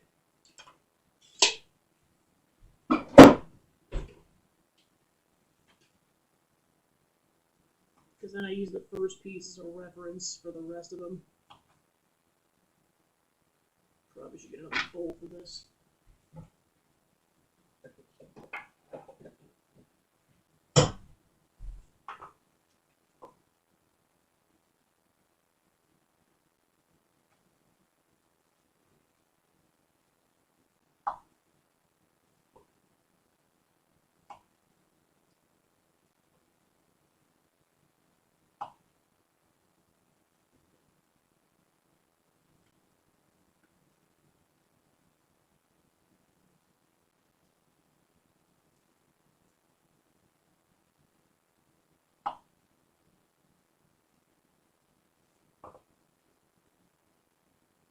Yeah, because it's pretty much all the prep work for the beans, because once they get going, they have to simmer for 2.5 hours. Which is why I'm doing it first. And then I'm doing the gumbo afterwards. And I'll cut that in half.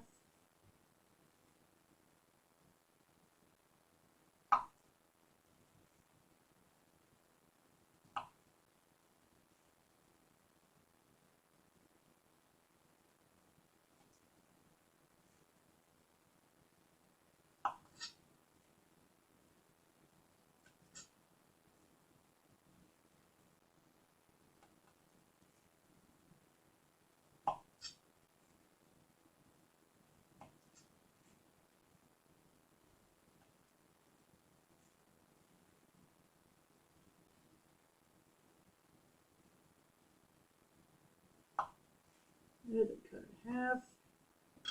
Alright, so there's all the sausage we're going to need for this recipe. We're going to need this much for the gumbo too, so this is like the first half. Alright, so there's there's the sausage, and then I have to cut the bacon. My personal preference is turkey bacon, so that's what's going in this. It's just way less fatty, and it's way better. Alright, so you have diced the bacon. You thought we were done with cutting? You thought wrong! It's this, and then there's a whole other session for the gumbo. That's not even counting anything else.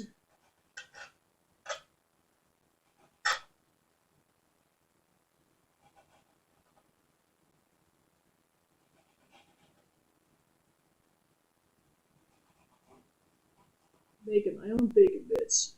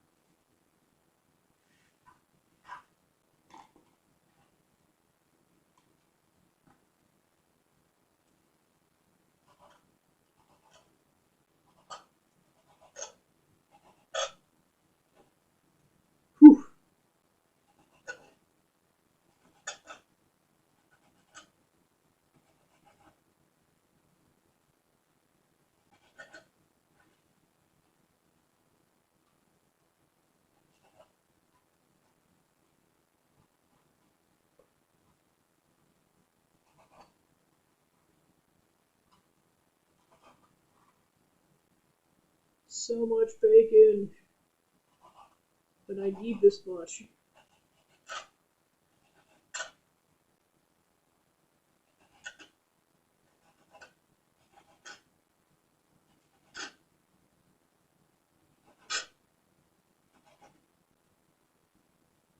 So I guess one other thing I thought of, I mean, I'm not necessarily going back to the game on the channel, but I did see that the next wave of Disney Dreamlight Valley content dropped.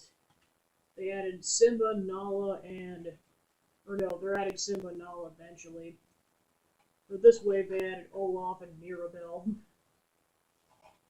So yeah, that was definitely kind of a plot twist because like Mirabelle or like the Encanto world wasn't even like mentioned in like any of those photos. So yeah, basically anything's fair game at this point.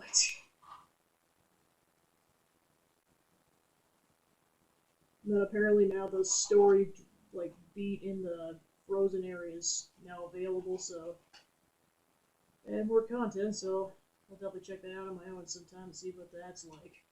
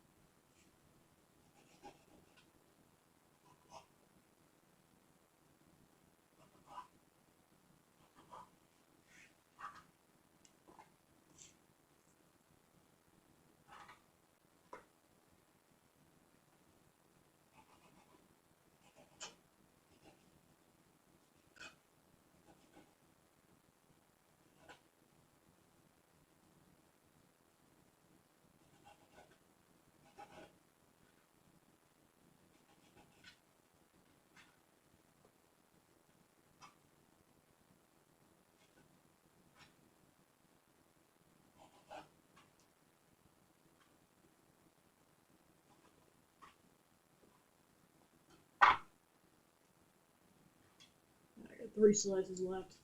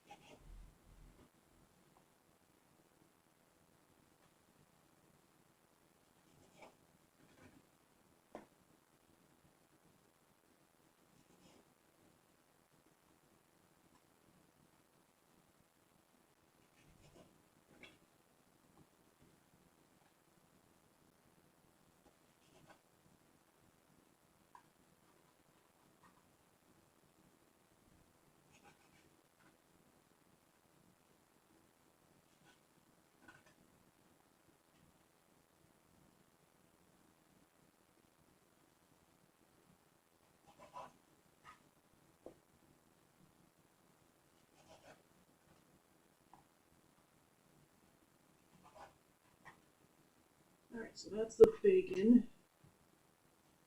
Now I was going to double check to make sure I don't have to cut anything else before I proceed.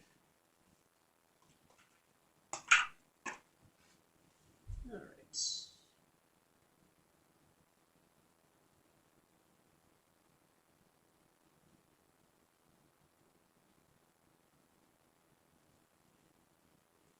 Okay, so first you cook the meat, so let's get the bacon and the sausage in there. Over medium high heat.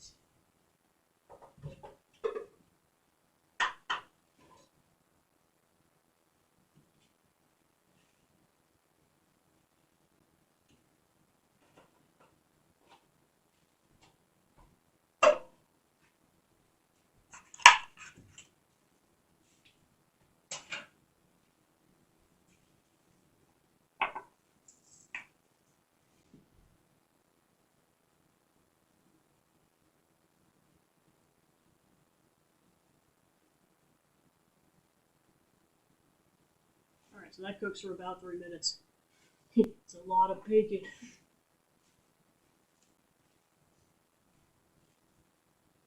Yep, 12 ounces of bacon and 12 ounces of sausage.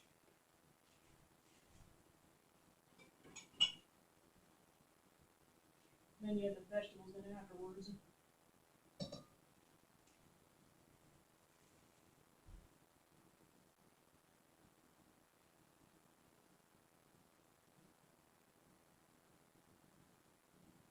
Then afterwards you add the vegetables, and then you give that 3 minutes.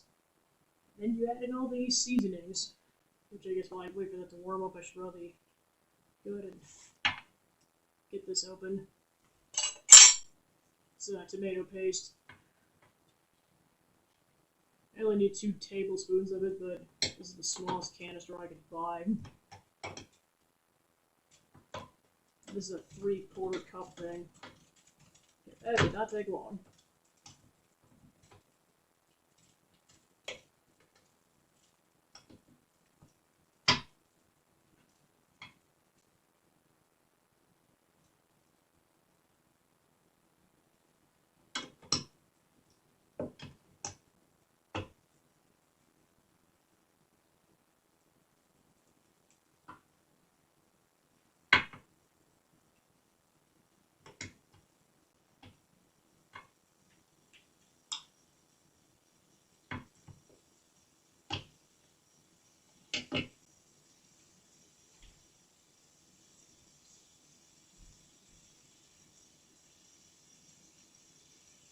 I mean, like, I do play them. They're not, like, my favorite genre necessarily. Like, it's not, like, my go-to. Be like, if someone's like, oh, what game would you play right now?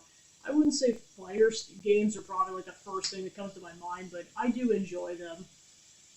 Yeah, of course, I've played Smash Bros. A decent bit back when all those characters are getting introduced, and then I would say Street Fighter back when I was a kid. We played, or the 2 specifically. My cousins and brother and I used to play that all the time.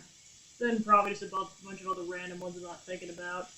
But yeah, it's definitely a fun genre. It's just, is it my favorite genre? Probably not, but it is a lot of fun.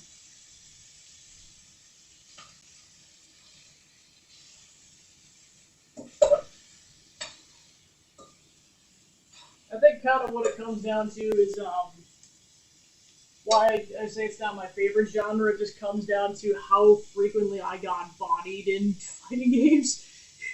Not as much now, but like especially as a kid, I got bodied so hard. Which, to be fair, I was going up against my brother and cousins who were like 5+ years older than me. As a 5-year-old, I was not going to stand a chance.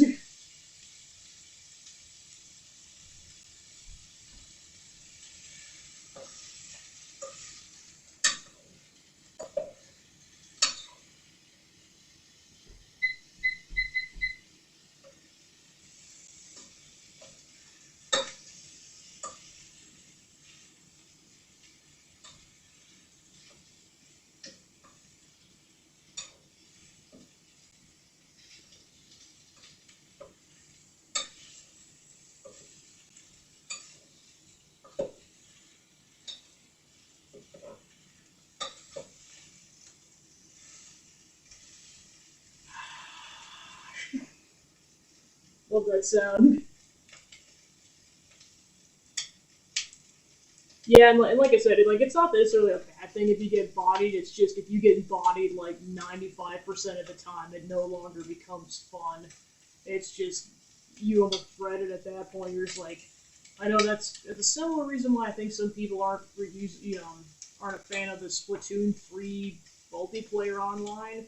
Is that just like you get the god tier players on there and just they body everyone else, especially during the tournaments.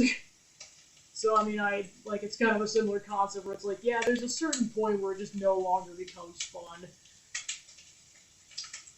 and I think that's why I prefer other genres. 'Cause it's like, hey, I can just play this by myself or like with other people, and I'm not gonna get bullied or bodied all the time.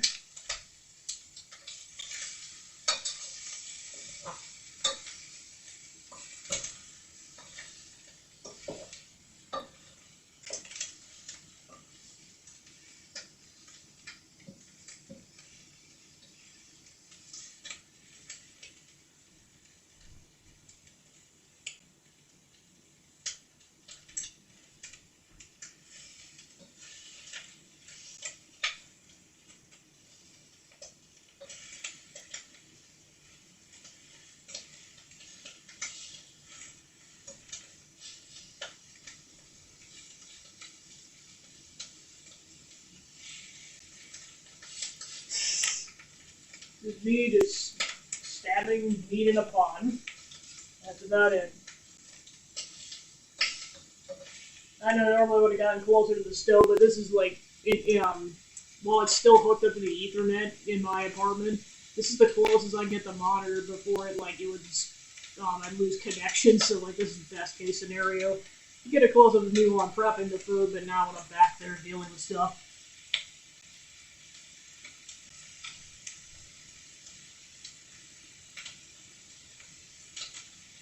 Well, plus also I just think it was worse towards the beginning. I mean, well, actually, has it gotten better? Because I didn't play the last tournament because I was busy that weekend.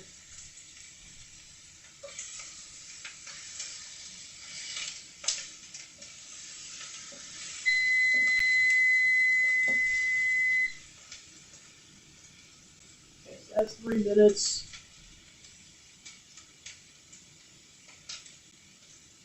Alright, so then the veggies get added in and that goes in for 3 minutes.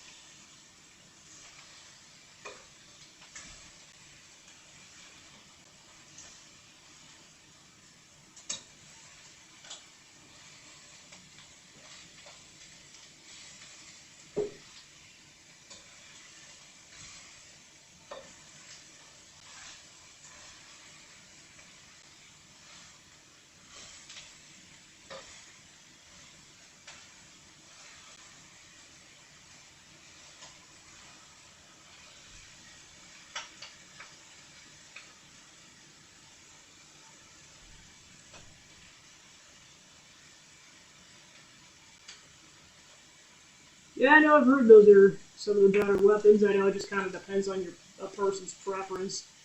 I mean, I really honestly didn't know what the weapons were until I played through story mode, and then I kind of figured out my preferences at that point.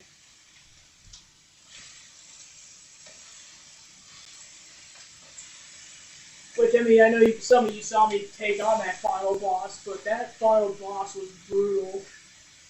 Jeez Louise.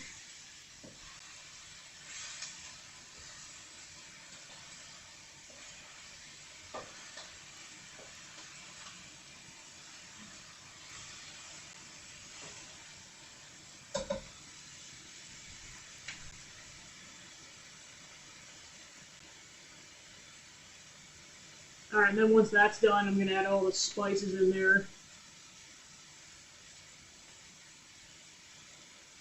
Then I'm definitely going to need a bigger pot for this.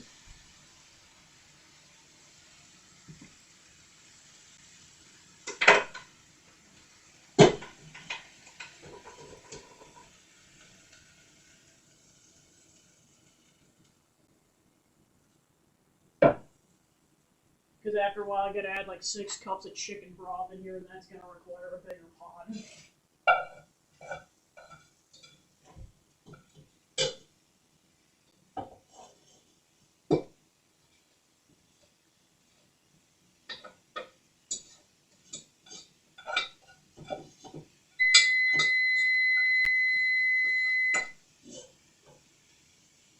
Alright, let's go off.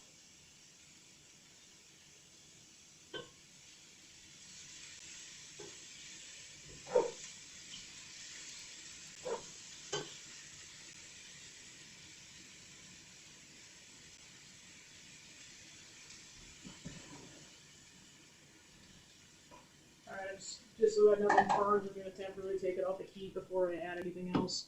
Because I gotta figure out how to open this can. It's being a turd. Alright, got it, cool. Apparently I just have to...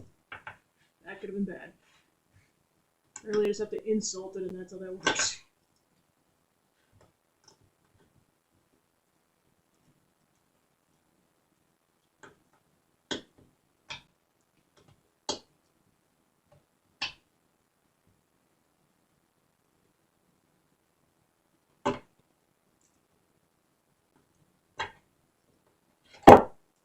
Yeah, it just doesn't want to rotate because it's so such a small can.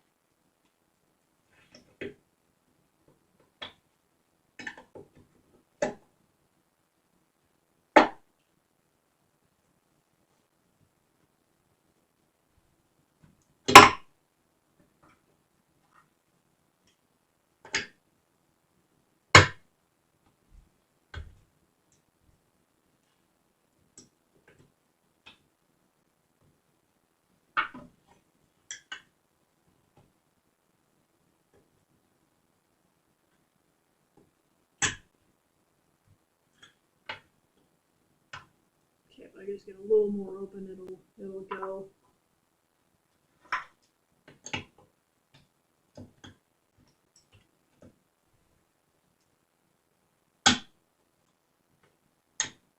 Yeah, I kind of figured out you kind of have to tilt the can.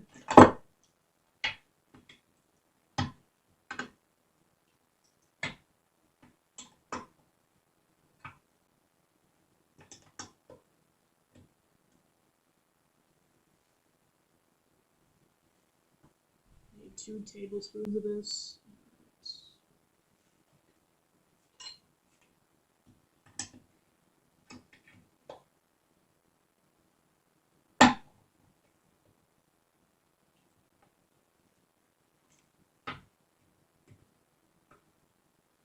Yeah, it's like you almost need a third hand to get this to rotate.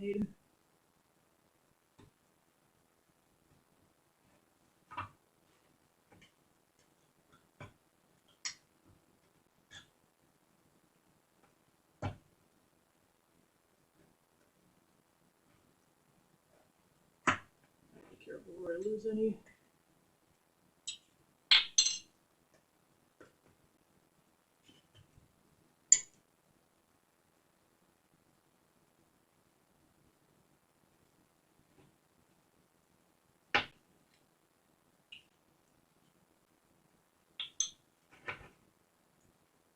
Alright, luckily I can just fish it out this way.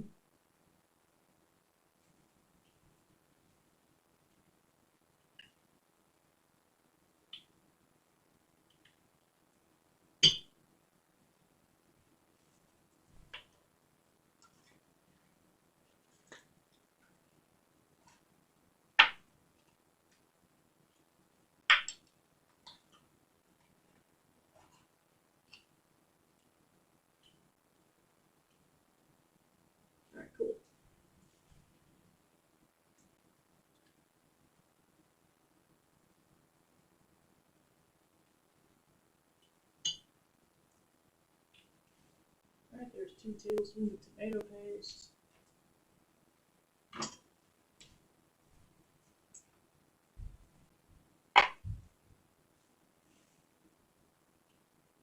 Tablespoon of Cajun seasoning.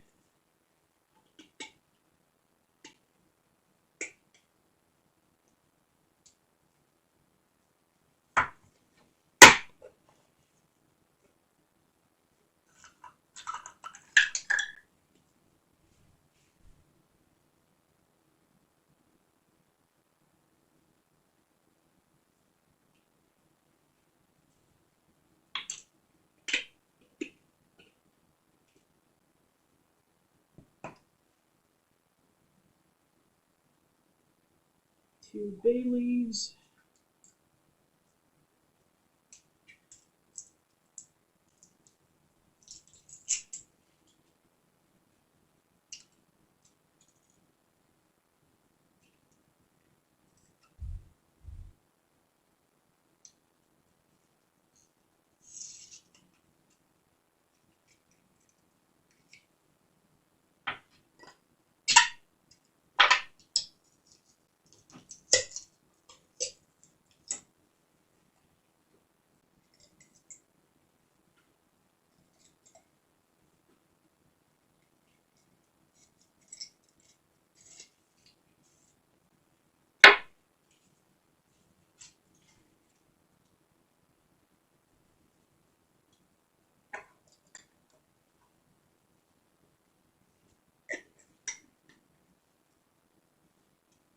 2 teaspoons of cumin.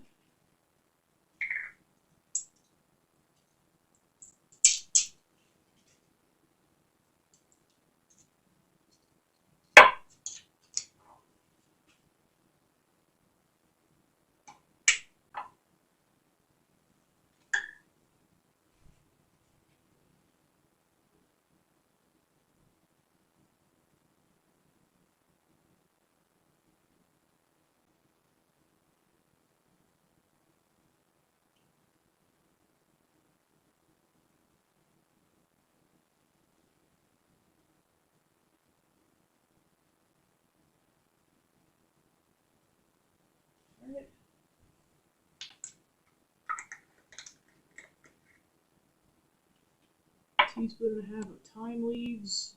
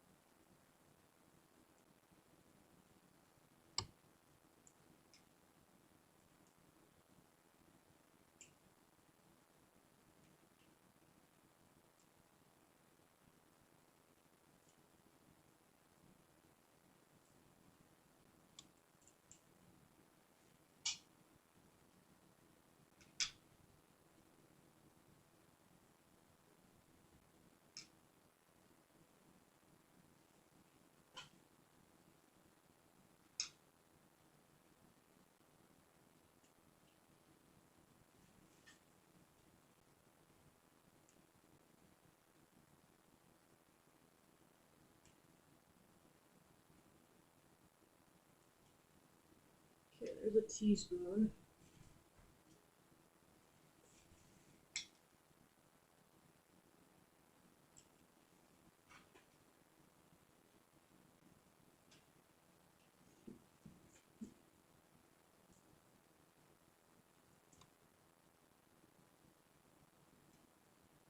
Okay, there's a half.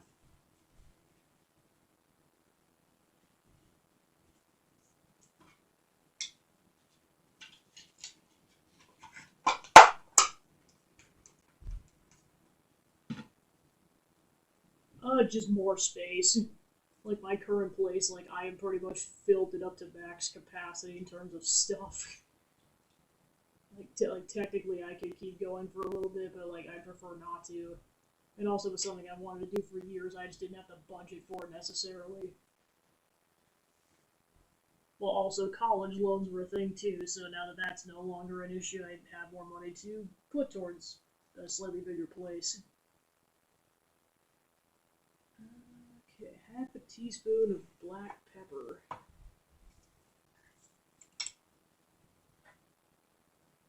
Yeah, I was gonna say, like, that was pretty much the only reason, was just lack of space.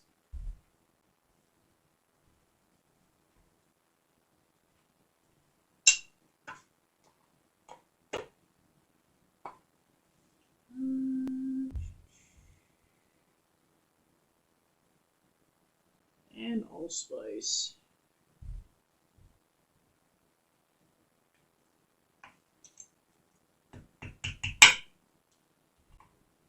Then I need a quarter teaspoon of this. Oh no, we definitely got it covered. Plus, we're hiring a moving company to do it too. Especially since we're doing a decent amount of this on a Friday. We've got it situated. But thank you for the offer, though.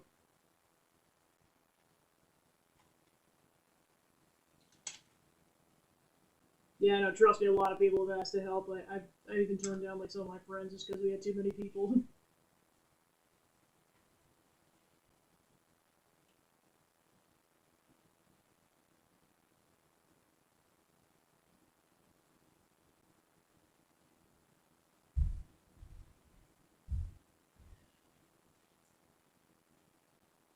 Yeah, because the nice part is the apartment that I'm going into is actually part of the same complex.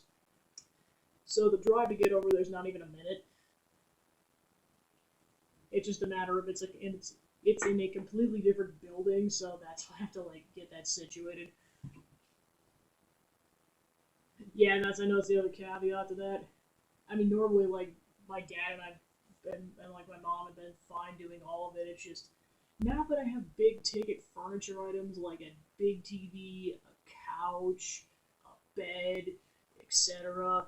That's why we're doing it like that. I mean, the couch alone, not even counting everything else, like there's a bookshelf, there's a popcorn machine, and a bunch of other big, bulky items that were just like, yeah, let's just pay to have people take care of this carefully. Let's just prevent back problems in the future. Well, especially since my parents are going to be in almost their 60s, so I don't want to push it too much. Well, especially since I know my mom's not going to be able to do it 100% a whole lot necessarily because it's still during her recovery time, which was slated at 6 weeks. So like she'll still help out, just definitely can't lift over 10 pounds. That was a strict no from her surgeon.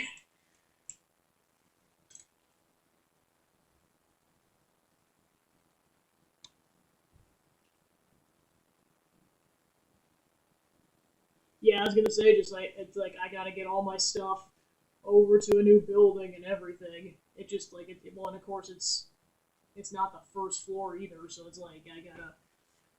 So there's stairs and elevators involved too. It just takes that much effort. It's just I mean, luckily we can get it done in one day as opposed to like commuting and then taking care of it. Just it's a lot of work, and then there's like the prep. Which one nice thing is that the moving company, as long as it's clothing item, you can keep stuff in your dressers. That will instantly save me hours of work. I don't have to pack like half of my clothes now. So there's stuff like that where I'm like, yeah, that instantly makes it worth it. Alright, so I got all the spices. So that gets stirred. And then that's where we add the beans. Let me go and grab the beans.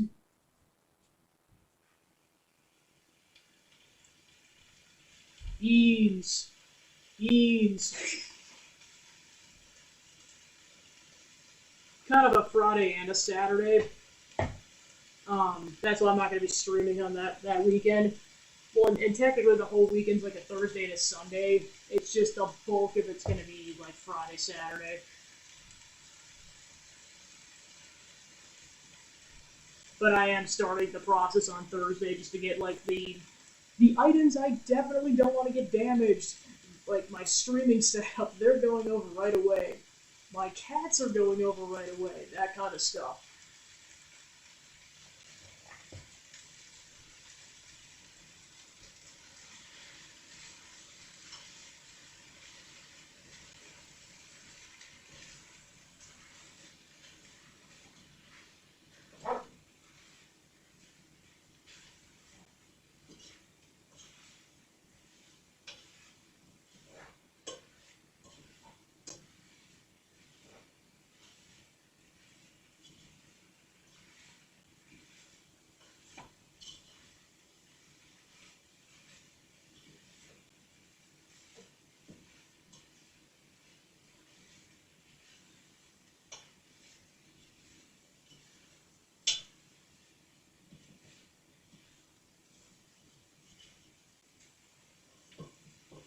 that's been combined.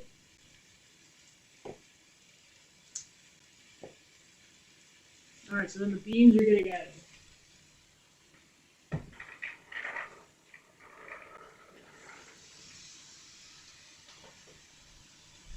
And then once those get added, I'm going to add 6 cups of broth. So this entire jug.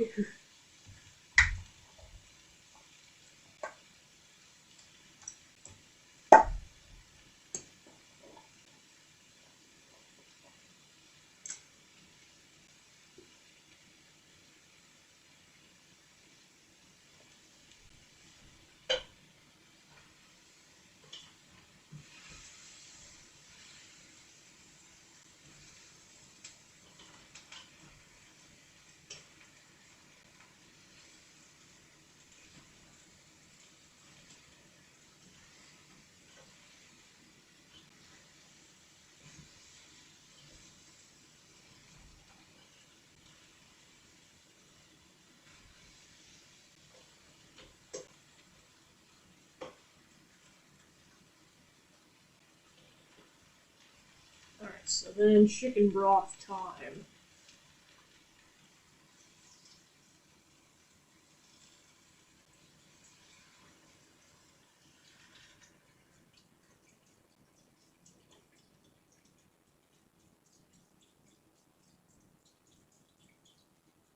So much chicken broth.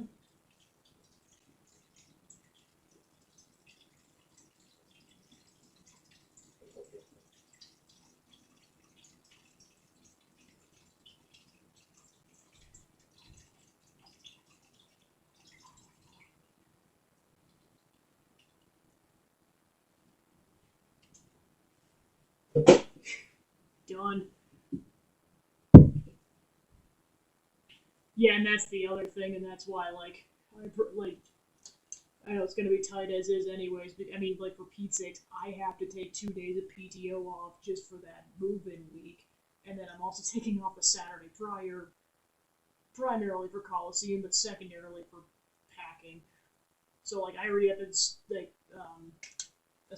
take 3 days of PTO just for this, and so it's like I know it's even worse for other people. Or just like for me, it's like it's necessary because it's my move, but for other people, it's like I don't necessarily have a stake in this per se. All right. So once that gets stirred in, we're gonna wait until the broth gets to a boil, and then that cooks at that for 10 minutes.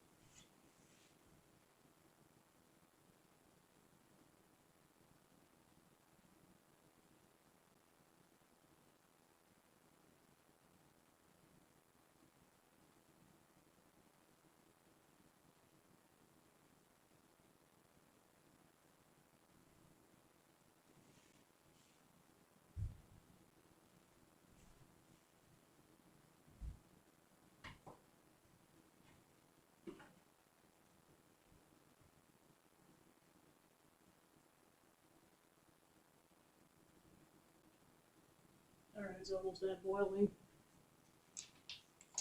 All right. I know I'm not going to clean it too much because the next thing's the gumbo, and it's going to involve similar ingredients and such, and a similar setup.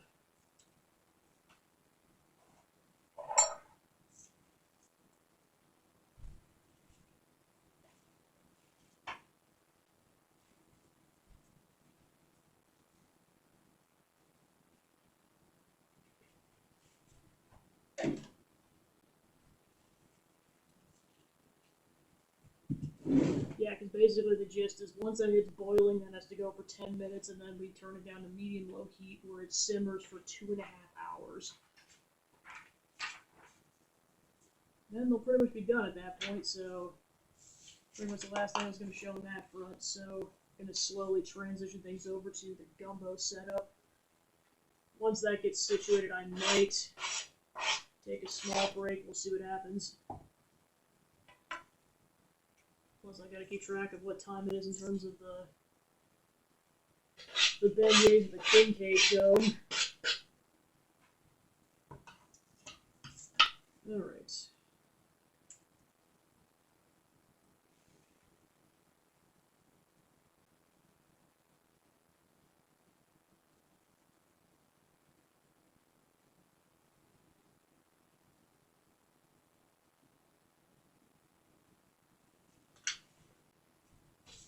Just gonna double check something.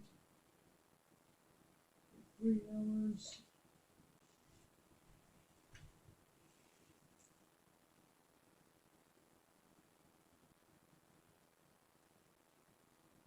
Alright, so I got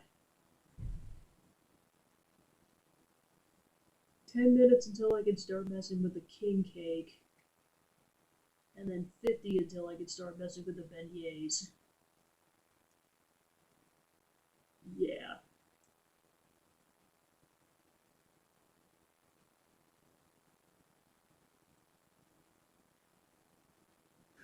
Yeah, and that's the thing too, with like with snow, who knows what the weather's gonna be like over the coming weeks.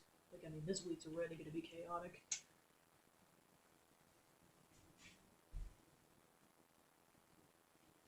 Yeah, I was gonna say it's one of those things where it's like I have most common spices, but let's just say this is the first time I bought Cubans. I could tell it was brand new.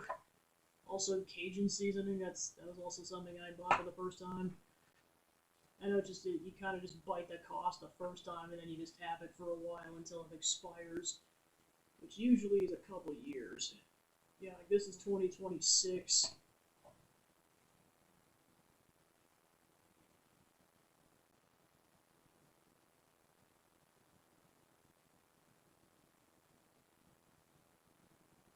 This doesn't explicitly say off the show. Here we go, 2025.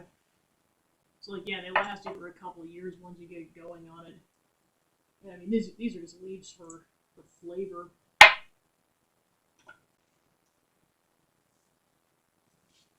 So I mean, I guess like I might not touch the gumbo right away because I might be moving straight onto the king cake based on the timing. Um, but yeah, I guess the first thing I'll kind of explain, so the gumbo, one of your first steps is making a thing called roux. It's basically a flour oil mixture that you have to basically cook in like a pot, and you have to simmer at a low enough temperature so that it eventually gets to a chocolate brown color. And this took 2.5 hours. Apparently, that is not far fetched in terms of what typically happens. Like I've heard professional restaurants, it takes like 6. So, needless to say, I did that last night. Like that's step 1, and then step 2 is kind of just same thing, just kind of putting all the ingredients together. Yeah, basically adding the sausage, adding the vegetables and chicken broth, adding the other meats, and that's it.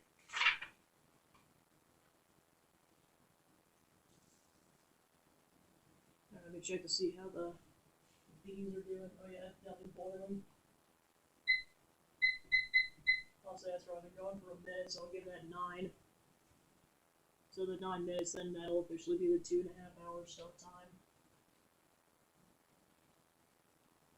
I know this is all going to absorb, but like you think it's going to be a soup.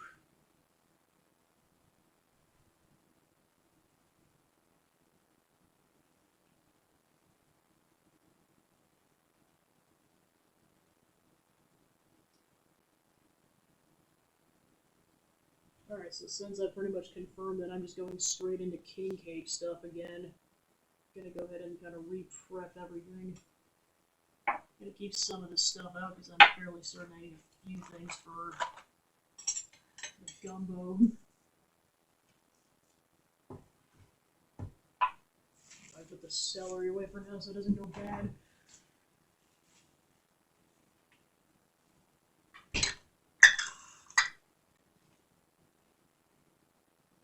Yeah, and the thing is that, like, if I can't get to everything in 4 to 5 hours, I'm just gonna call it at a certain point. Like ideally, there's also gonna be there's gonna be crab cakes and hush puppies, but if I just run out of time, we're just gonna have to call it. Like for sure, I plan on at least making the gumbo, mainly because that contains meat-based products. Um, and the other two things might be just I make on my own. Well, crab cakes, but I mean like that's like pre-processed meat as opposed to like fresh meat. We'll just kind of have to see because just with what's left, I could see this going at least 4 to 5 hours. Um, all right, so I'm done with the bean recipe.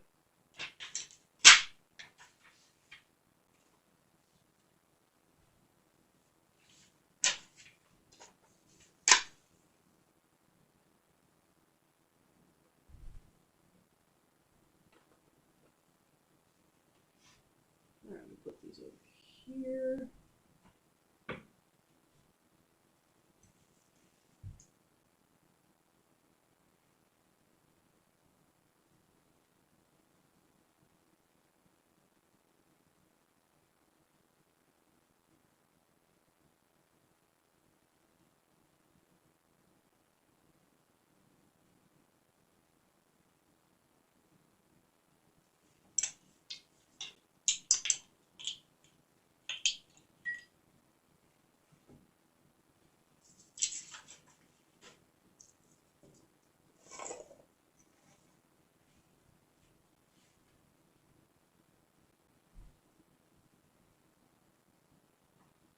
There it is. Gonna need a roll dough, so I'm getting mad already. I don't know if I necessarily need the whole thing, but at least I'm getting part of it rolled out.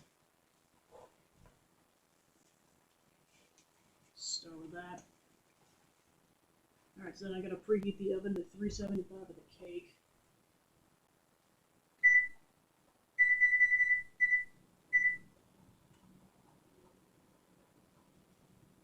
And one thing I actually need the oven for because the beignets are fried. Okay, let me go.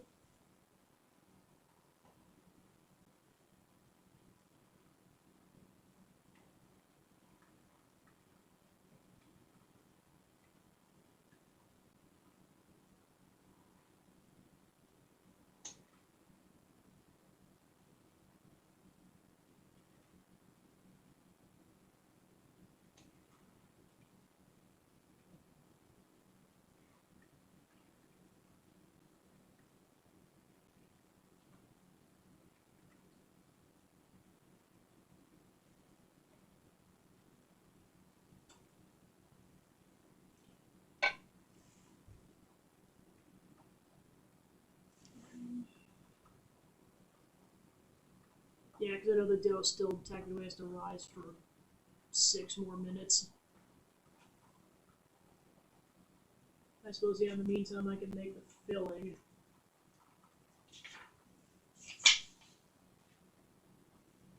Alright, I'm gonna need a bowl.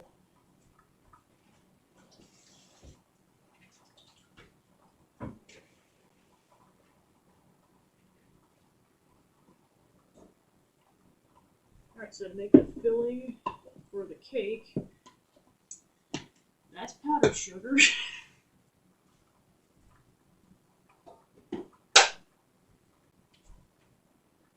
Where'd I put the brown sugar at? Okay, yeah, that's cool. Alright, so I need a cup of this.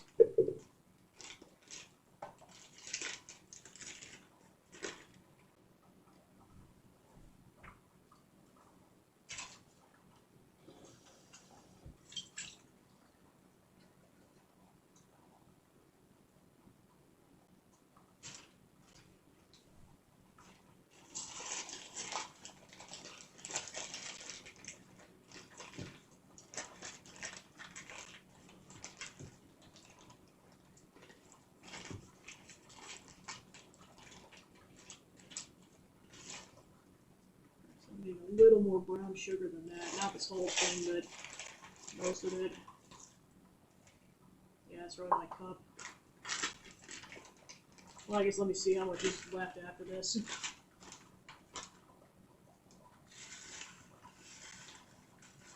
Yeah, it's like a half cup. I'm saving that.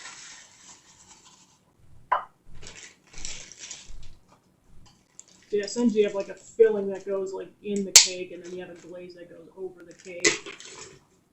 You put the filling in before baking it, and the glaze goes on afterwards. Which you typically decorate with Mardi Gras colored sprinkles. Alright, so 2/3 a cup of chopped pecans.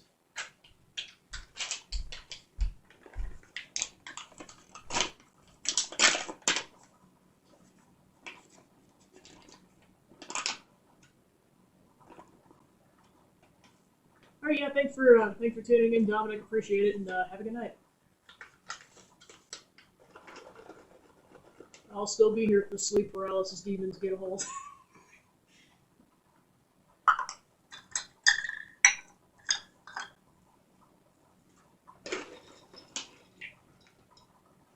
Started making that joke and I did later streams. It was just like, well, especially since people be like, I gotta go to bed, and then at 3 a.m. to be like, I'm back.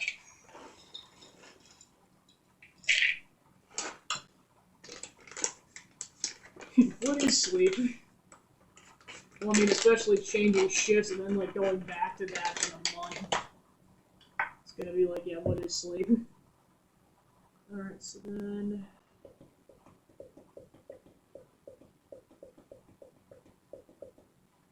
Okay, so then I need a half a cup of flour.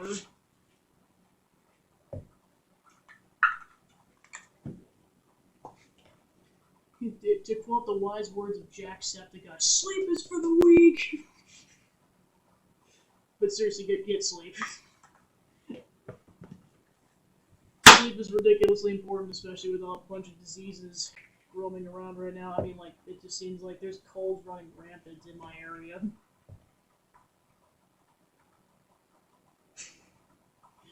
Yeah, it's like, for me, back when I worked those hours, it made sense because, like, he'd start before I finished, so, like, it would just naturally progress into, like, watching his streams.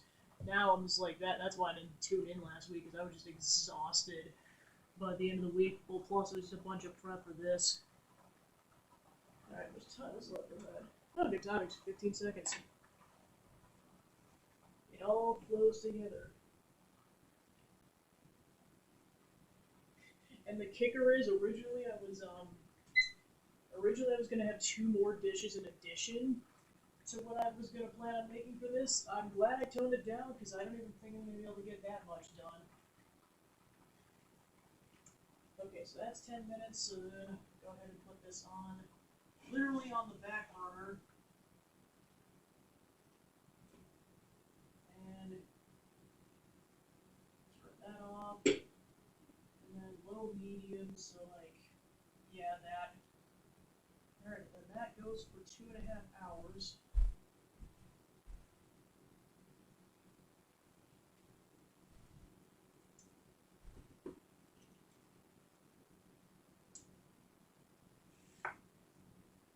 So that would be 11:40.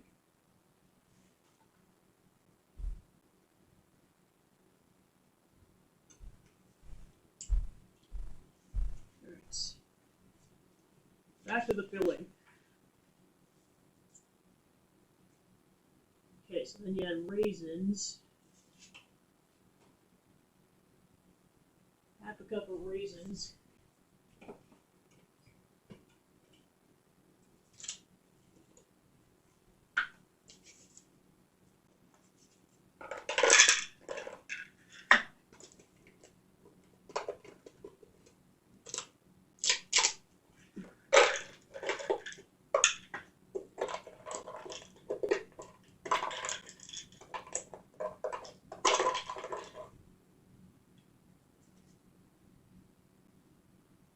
Yeah, any other spoon?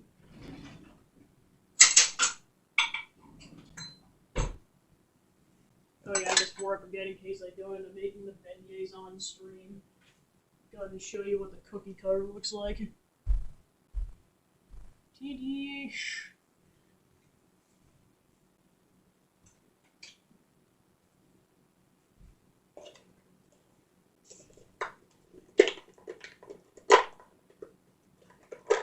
Yeah, because like I said, I think the plan will just be like make the gumbo, and then I'll probably wrap up actually starting what I'm doing shortly after that. Like, I'm probably not going to make the crab cakes or the hush puppies tonight. Try to save that for later in the week for myself. They're not that time consuming to make, it's just, it's an extra hour that would add on to everything else. Because, like, the beans are pretty much done once they simmer, I just gotta drain them off and that's it. Because, yeah, once I get the cake going, it has to... Yeah, basically I have to get the filling... You have to get the filling on there and then roll it like a jelly roll. And then it has to rise again for 45 more minutes after that.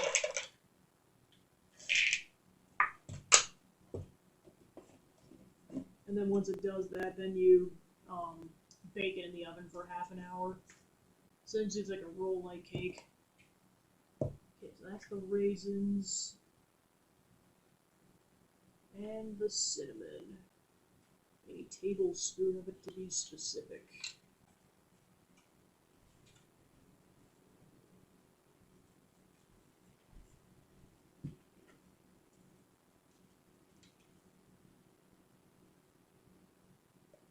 Not that much for the love of gosh. I'm not doing the cinnamon challenge. Yeah, seriously, PSA for those who don't know what the cinnamon challenge is, don't do it. Just don't. No. No. Alright, so then I gotta melt some butter. Luckily I got the oven going, so that'll make that pretty quick.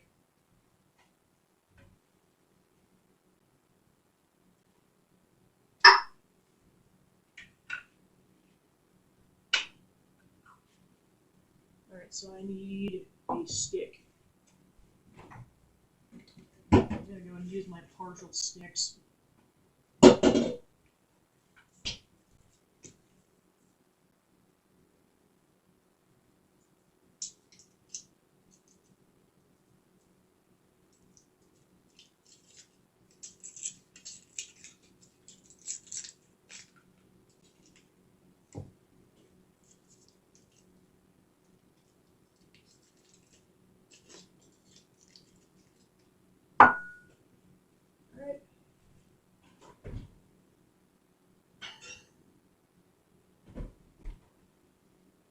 The nice part about glass baking dishes like that is that you can just put that in the oven with reckless abandon and it'll be fine.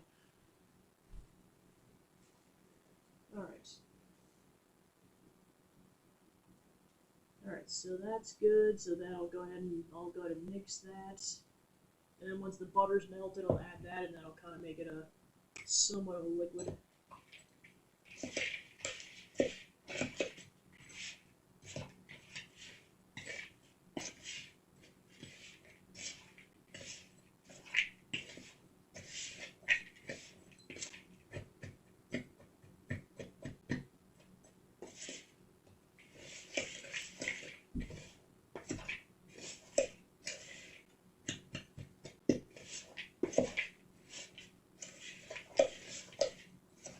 Okay, so that's combined, so then I'll just wait for the butter to melt.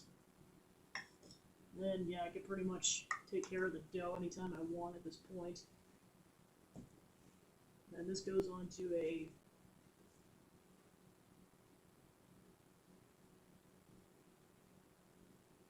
onto a pan.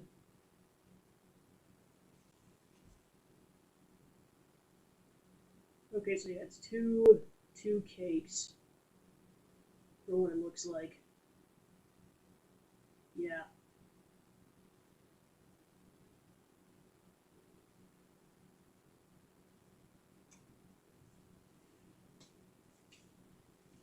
Yeah, I was like, they both doughs definitely look bigger than they did, especially the king cake dough.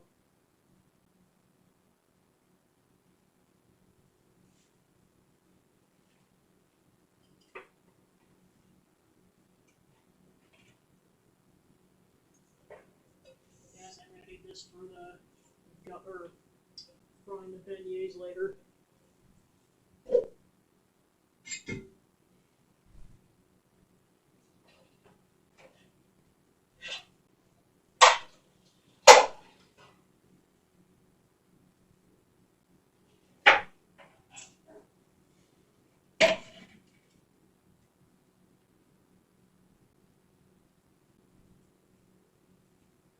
Let's see what the butter's doing.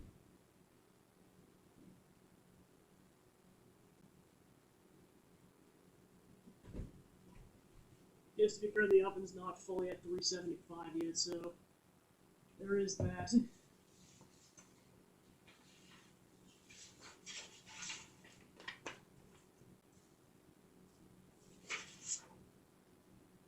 Okay, so I'll temporarily... Actually, you know what, I probably should just get the dough ready while I'm at it.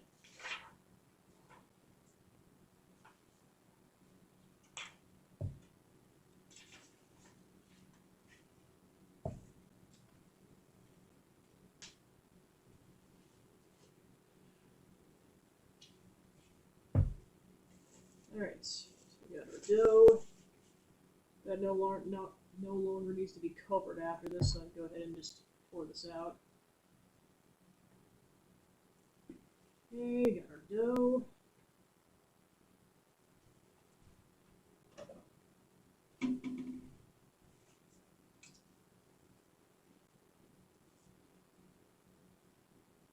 Okay, so we're making 2 pieces of dough, so I just try to break this in half. Okay. Okay, so I need to make these into a 10 by 6 rectangle.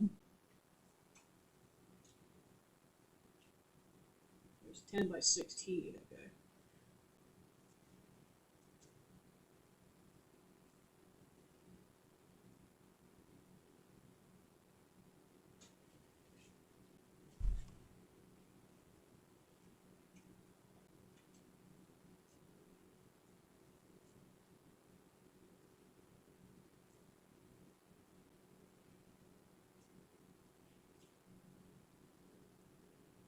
Okay, so 21.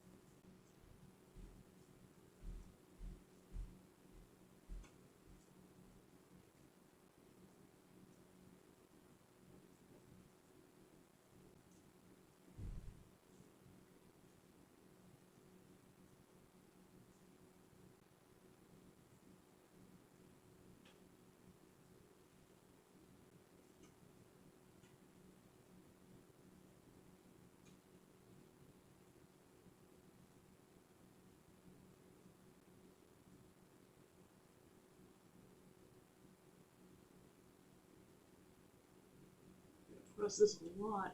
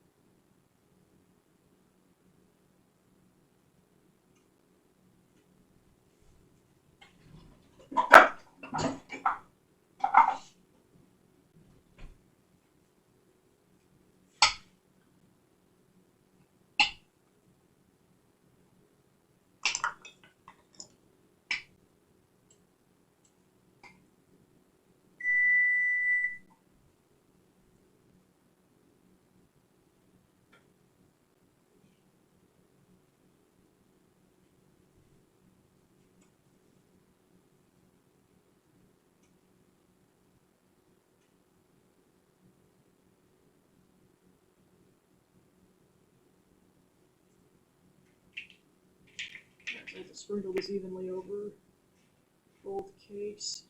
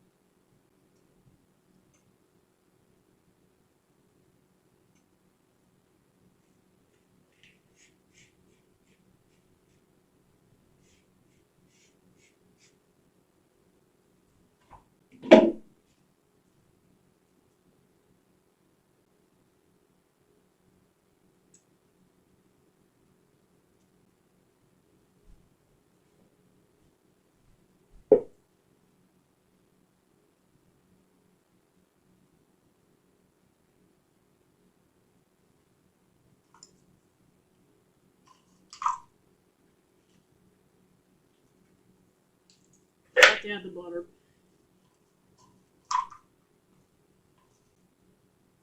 This is gonna be messy.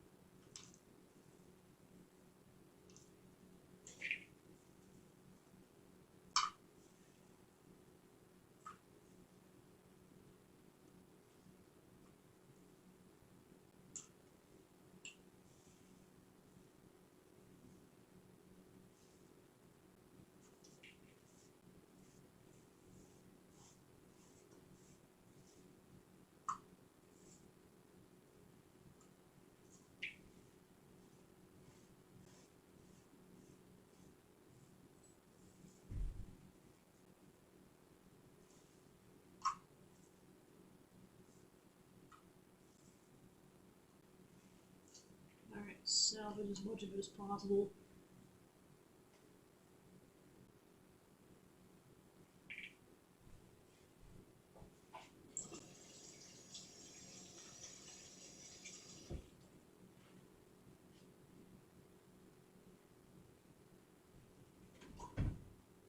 Alright, the butter's melted now.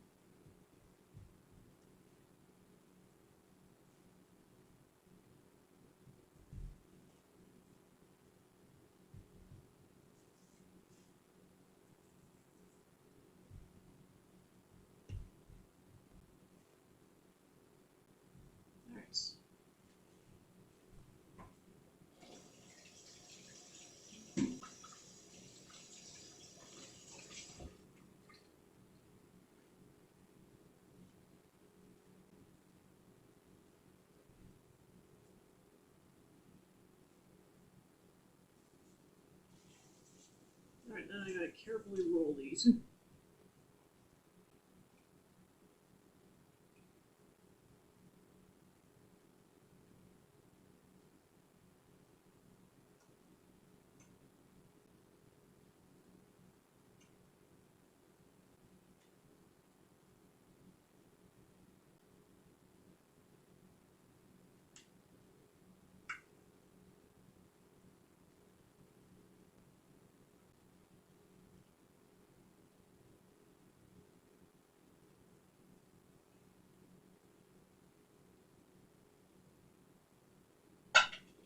Essentially making a giant burrito.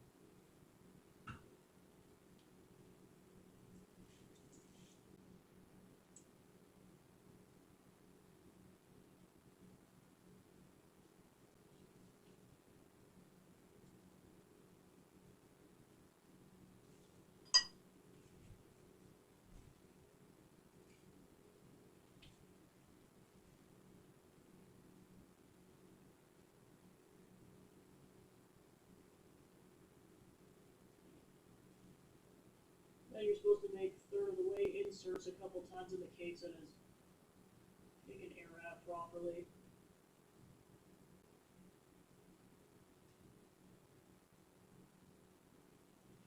As that does, then those are gonna set for 45 minutes until the dough rises some more. Alright, so that puts me at about 10, maybe 10, 20.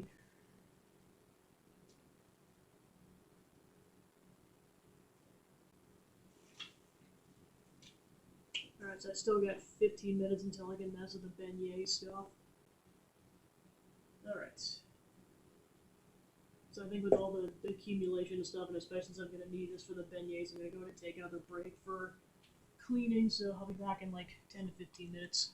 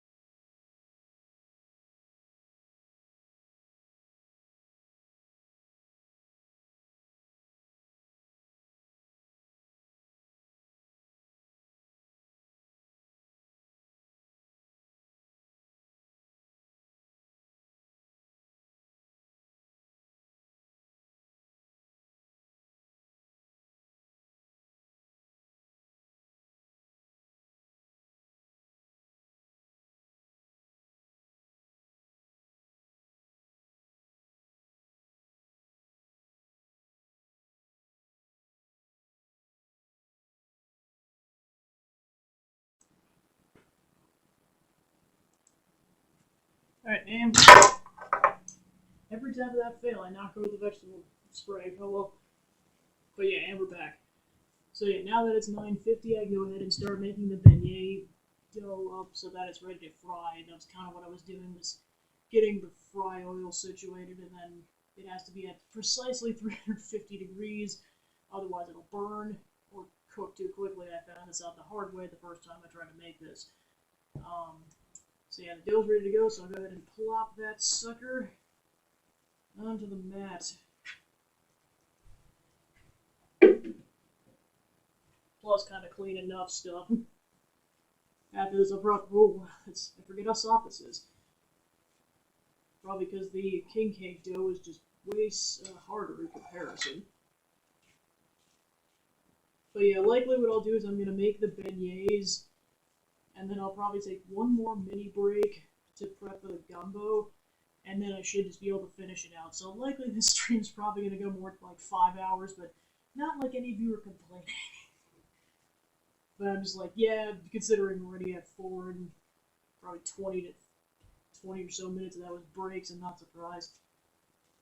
I mean, usually, like I said, when I'm doing these things, it's like 1 or 1.5 hours. I'm not doing it for like 4 to 5.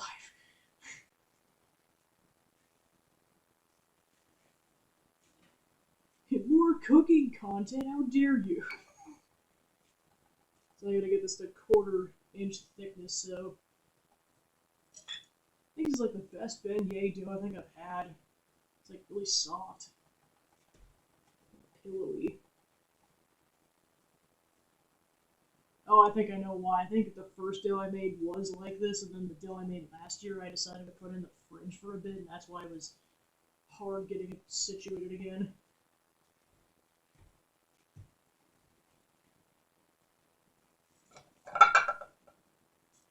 But yeah, I kind of like making sugar cookies. You basically just like cut out what you need, and then re-knead the dough, rinse and repeat until you're out of dough.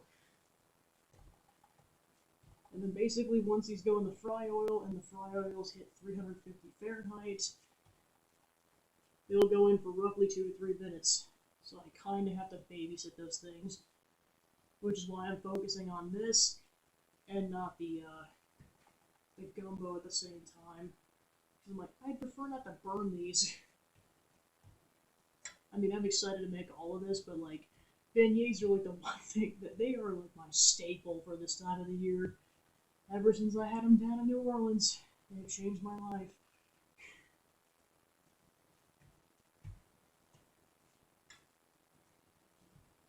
Not even a joke.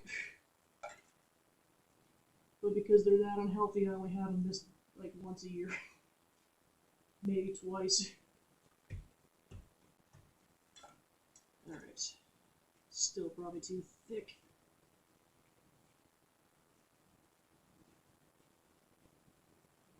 It's like I'm making a giant pizza at this point. Yeah, I know you guys can't see because of the glare, but try to pick it up a little bit. That's half of it.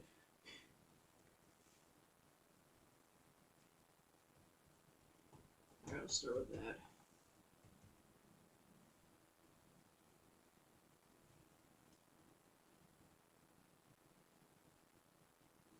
So my strategies is to just indent and then just shimmy it around until you free the dough.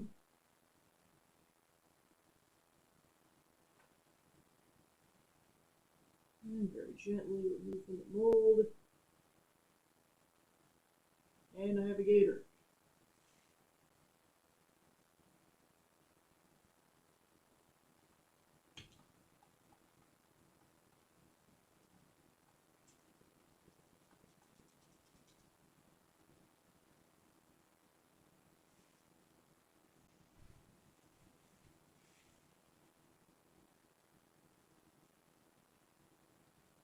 Ta-da! Gator.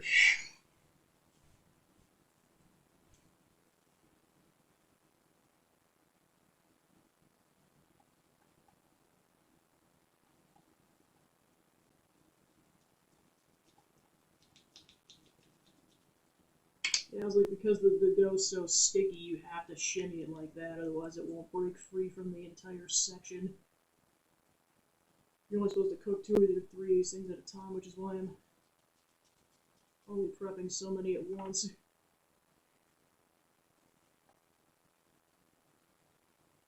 Yeah, and then pretty much the last step after this is you douse the suckers in powdered sugar. Word of caution: if you're gonna eat beignets, if you've never done it, don't inhale before, like while you're eating it. You will choke on the powdered sugar. Like it's not even an if; it will happen.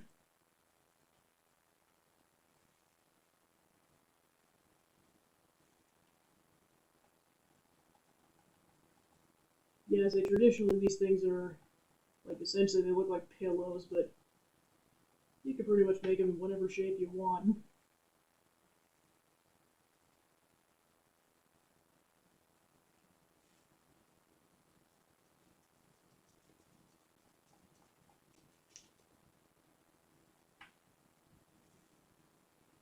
Alright, that should be good for now because I got a full plate, so let's go ahead and start putting some of these in here. Oh, right, of course, I gotta make sure the oil's at 350 first, but yeah, definitely use tongs for this, otherwise you will burn yourself.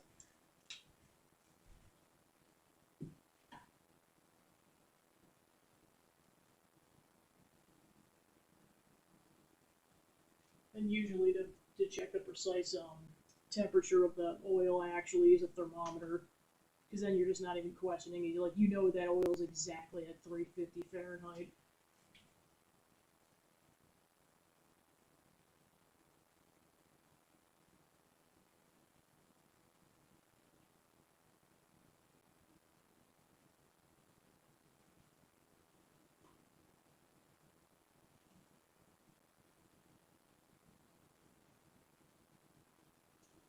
I'm just taking it slow with heating it because max heat is like 700 or 800 degrees. So I was like, I'm just starting with a little less than half, and then now I'm bumping it up to half because setting 4 out of 10 is about 120 degrees. So it's got to get there a bit. So in the meantime, I'm gonna go ahead and prep more of the dough on at it.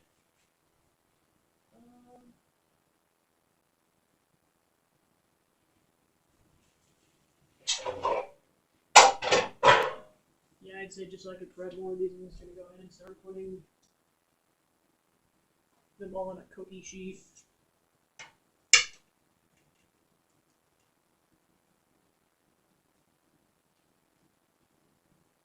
Then I get space for more.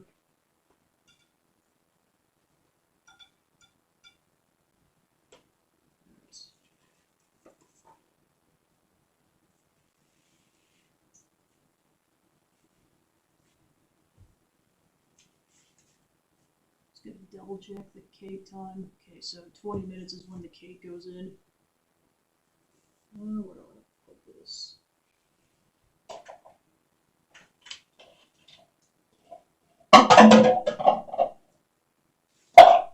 That'll do.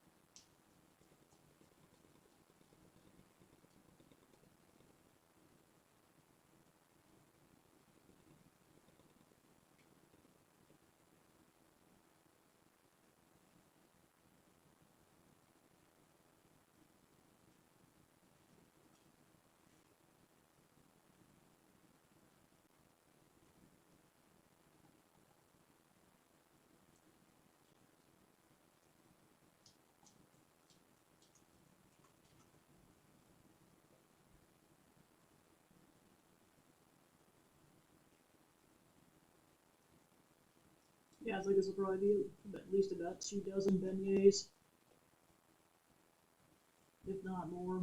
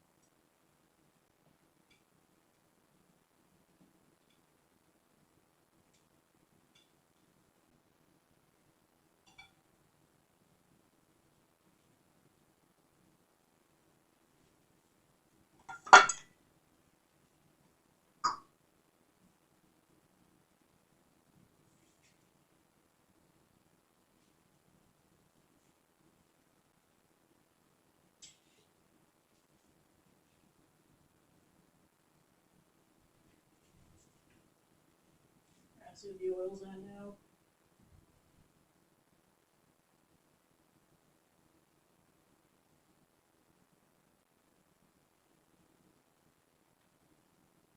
At 140.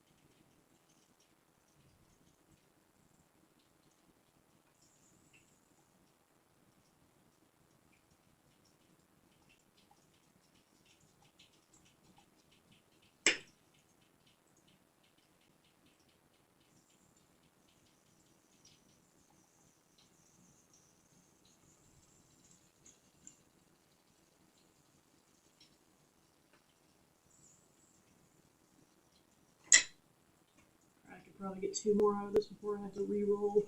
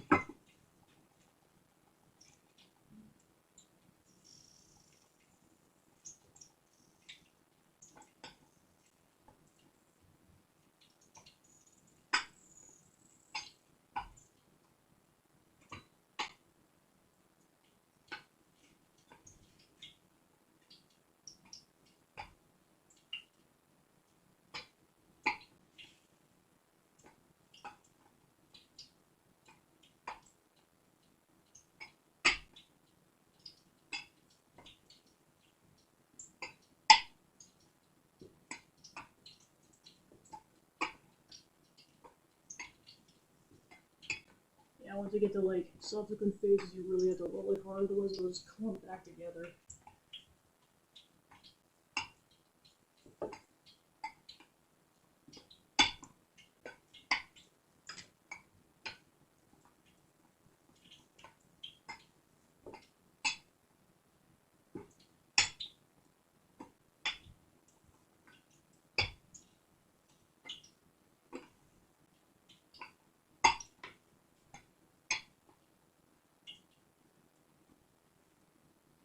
Alright. Go ahead and check the oil.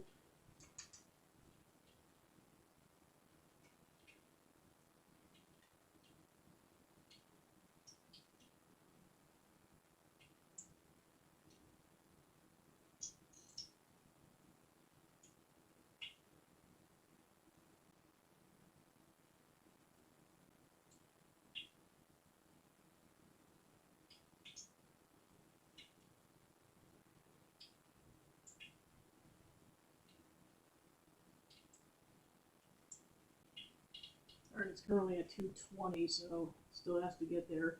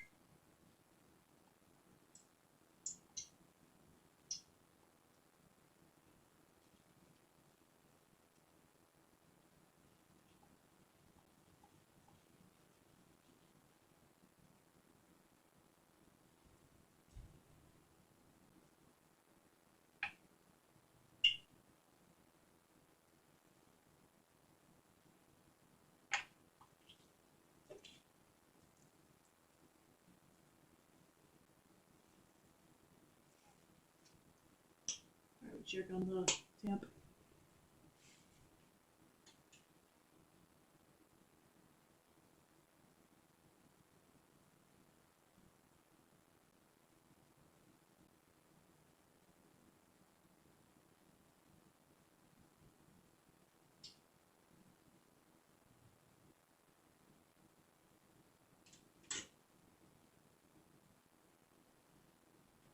Alright, it's at 275, it's getting there.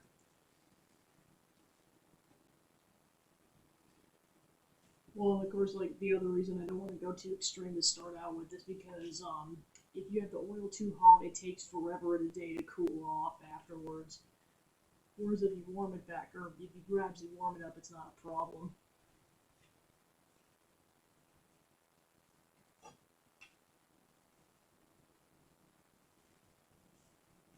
Yeah, so I could at least prep two more before I start running out of room.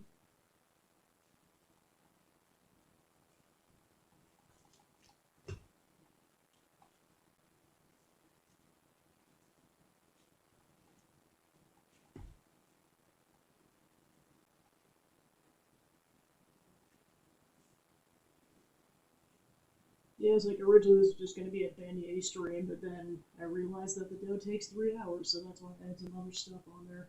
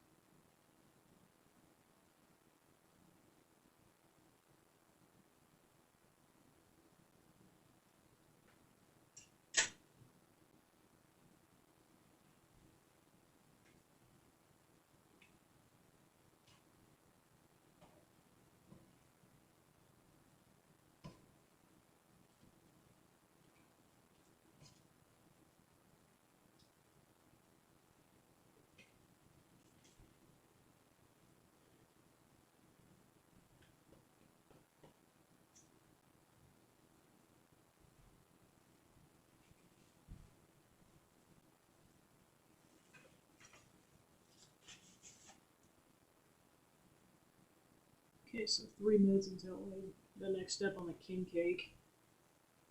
I'm gonna try to get that in before I start deep frying stuff.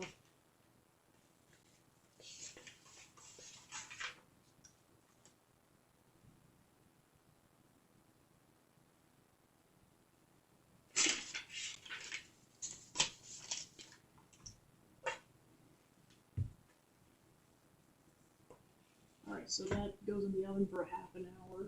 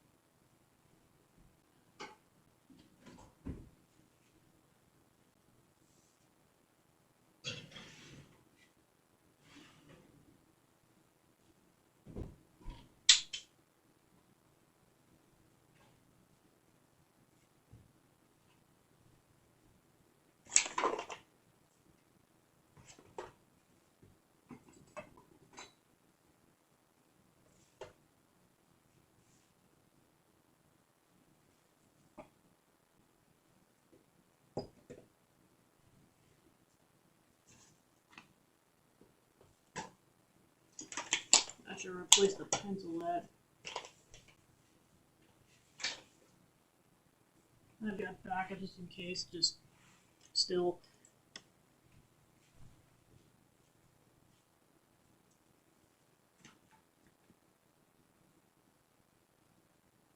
Okay, so get that out at 10:50. Alright. Cool.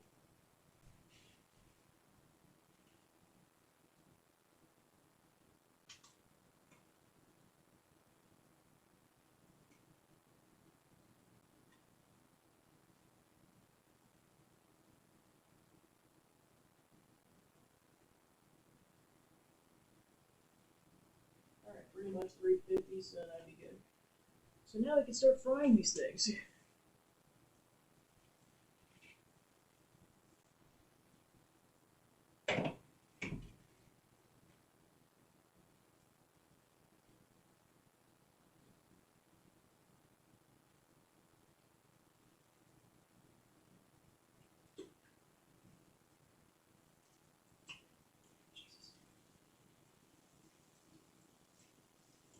This is why I recommend using the tongs, because it's 350-degree oil and you do not want to burn yourself.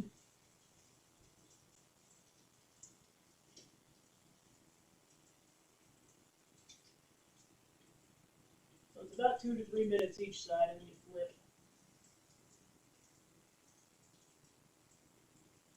Alright, I think I can get one more in here.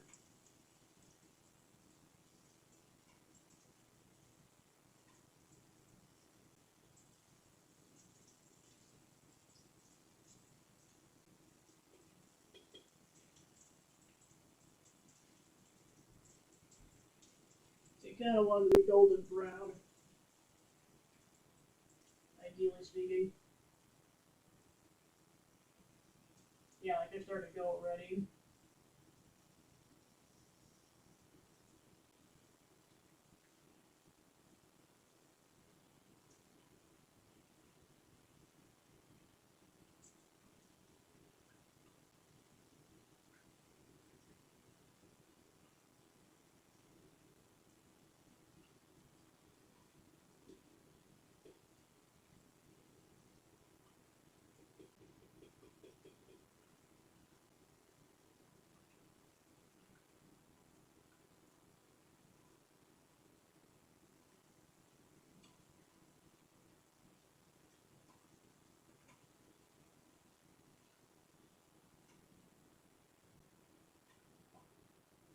And you want to put them on a plate that's got a paper towel on it so that the oil doesn't seep through.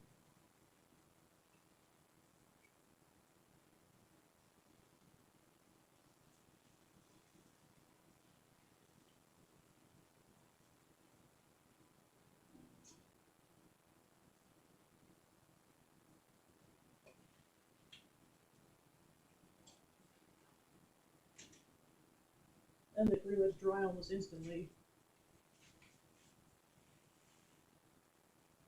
And there we go.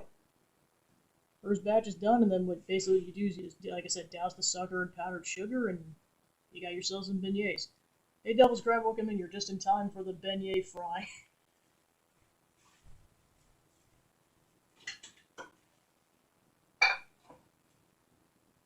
Of course, I still want to handle these with tongs because they're still ridiculously hot.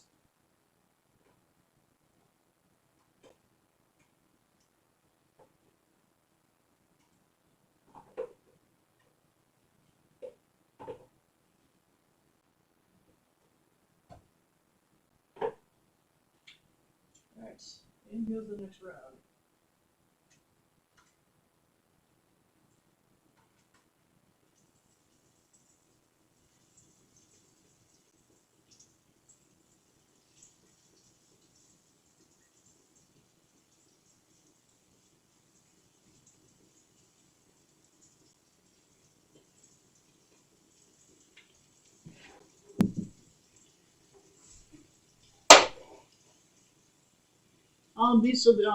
So beignets are kind of like a fried, basically like a fried bread kind of a thing. Essentially, you make it like cookie dough to start out with, but then it's actually like bread dough. Slightly sweet, but then the whole thing is that, like, I mean, normally these things kind of look like pillows, but I'm just making them to look like gators. And then you fry them for like not even a minute, which I should probably go check on them. And they get to be a nice golden brown color. It's like a minute per side, so like you really can't take your eyes off them for too long once you get them in the oil.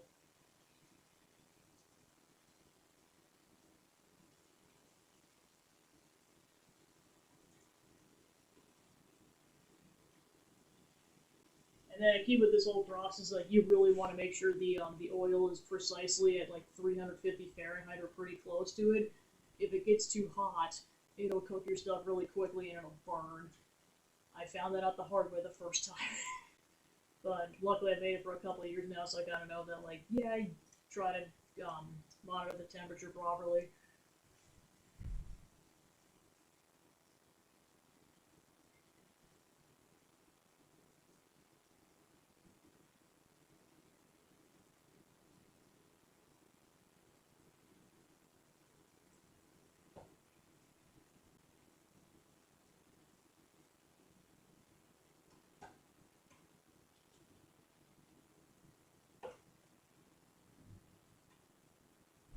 Like, by the end of it, these things kind of look like just pretty big French toast sticks.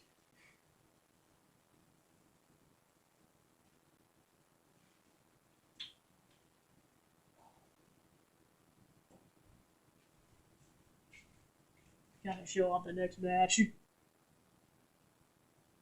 And like I said, then you just douse the suckers in powdered sugar and then you scarf them. It's good stuff. But kind of unhealthy, which is why I only make it once or twice a year at most.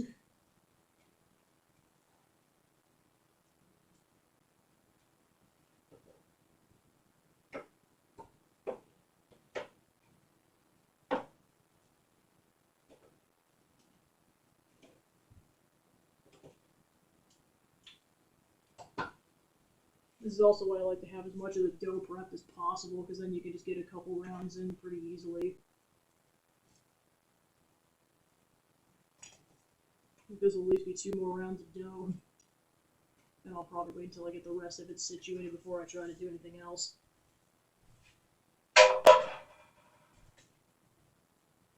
Yeah, honestly, I can't wait to try them. I'm waiting a few minutes at least until they cool off, because I don't want to burn my mouth.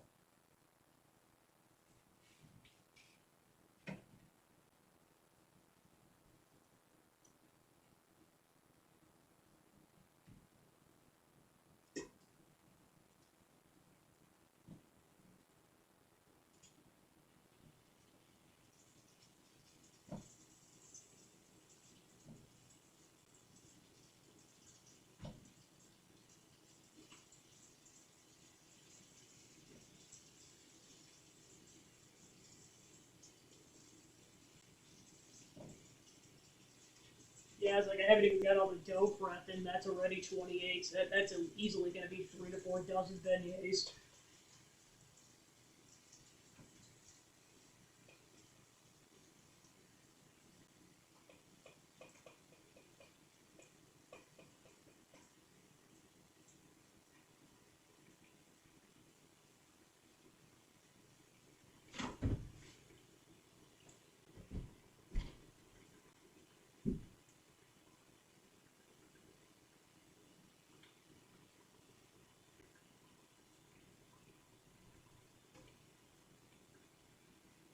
also got some beans on the stove that had to go for like 2.5 hours, and I think I still have to go for like an hour and a half. Then I've also got a king cake in the oven that's gonna go for 20 more minutes. So lots of stuff going on. Alright, flip time.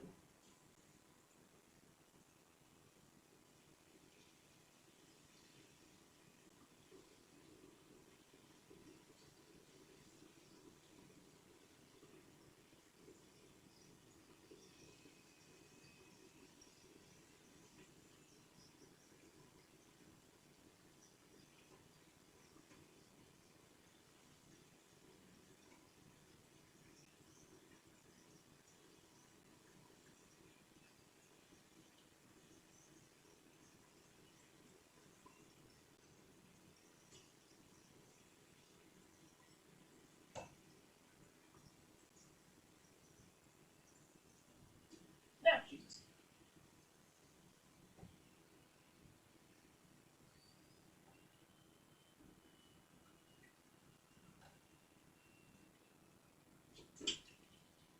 Whew, that was close.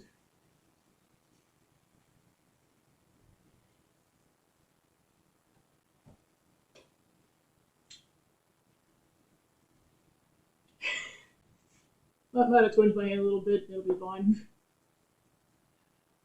That's why you really gotta pay attention with the fried oil, because yeah, one mistake and you burn your you get like second or third degree burns.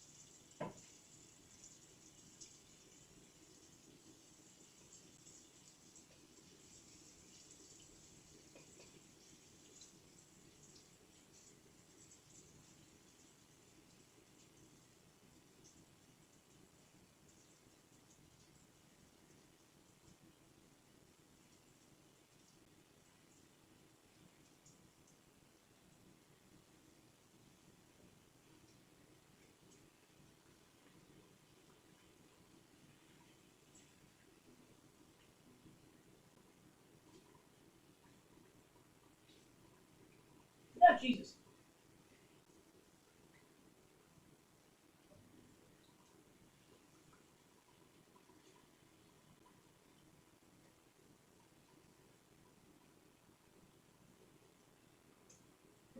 Start the Joe Jesus counter.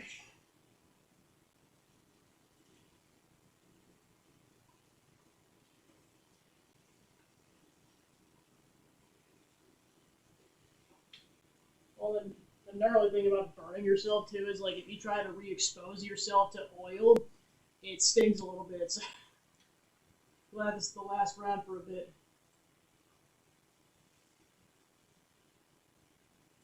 Trust me, I try to be as careful as possible. That's how dangerous this is. Kid, you're gonna try this at home. Be really cautious.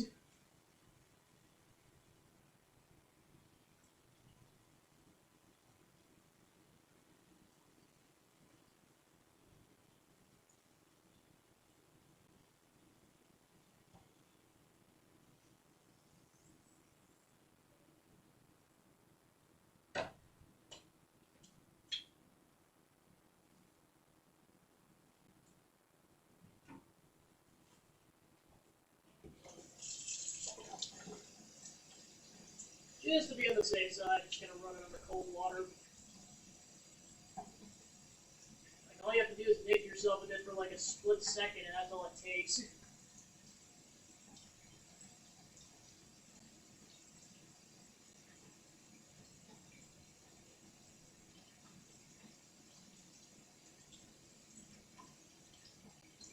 Alright, should be good.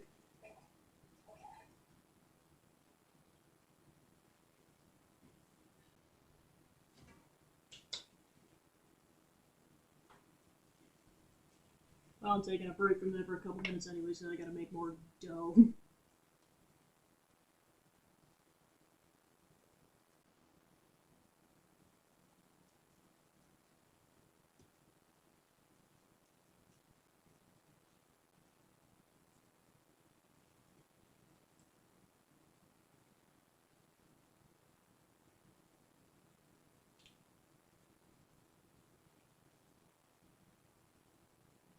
Yeah, the thing is, I don't even know if it would be any better if I had the shirt on past my sleeves. Like, I don't think it would provide that much protection.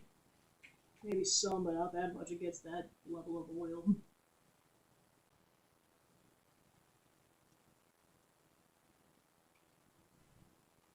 Because that was part of it too, is that it was up to 350 and then it kind of went slightly more like 370, so I had to turn it down a bit.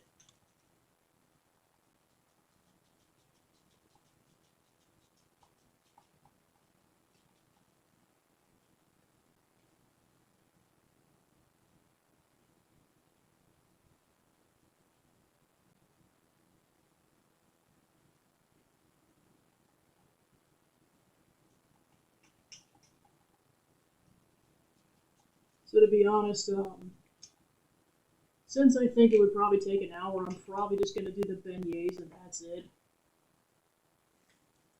Just kind of running out of stamina a little bit.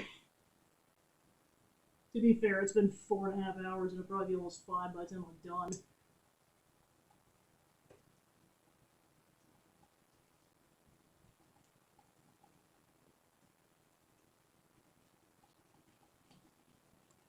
This is the first, like I said, 2+ hour baking stream I've done, so I just didn't know what my stamina level was going to be like going into this. Especially after having to shovel my car a little bit after work.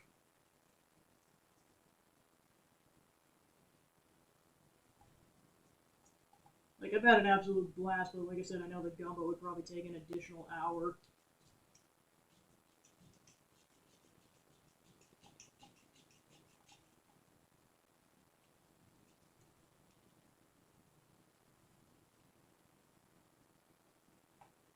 Alright, so that's 6. Yeah, I'm probably just going to try to prep as many as possible at this point.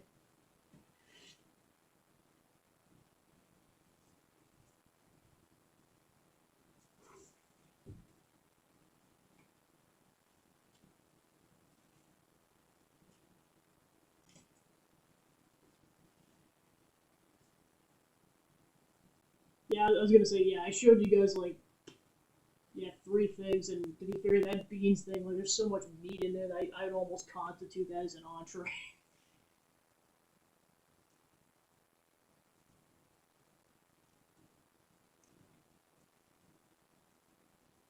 Plus, I know there's like some stuff I gotta prep after, or gotta get situated afterwards. Besides cleaning, including like making sure the beans get done because they're gonna be on the boiler for another hour, and the cake's in the oven for another 15 minutes. Then I gotta make icing for the cake. Other stuff to do tonight, still not even counting everything else.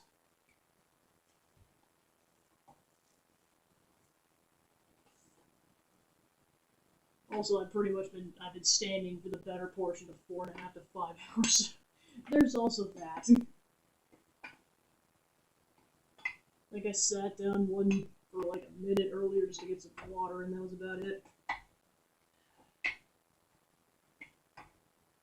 Trust me, I chugged a lot of it, but it's a good break.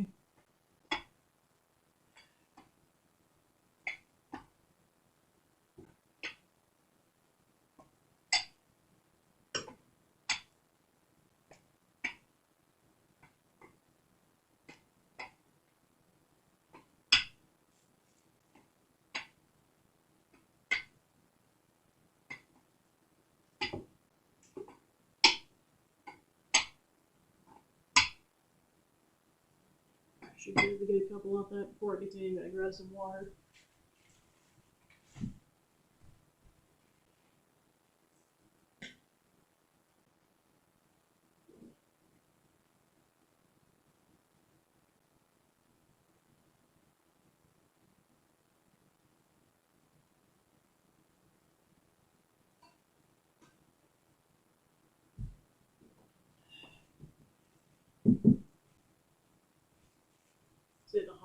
combined with the oven starting to make it a little warm in here.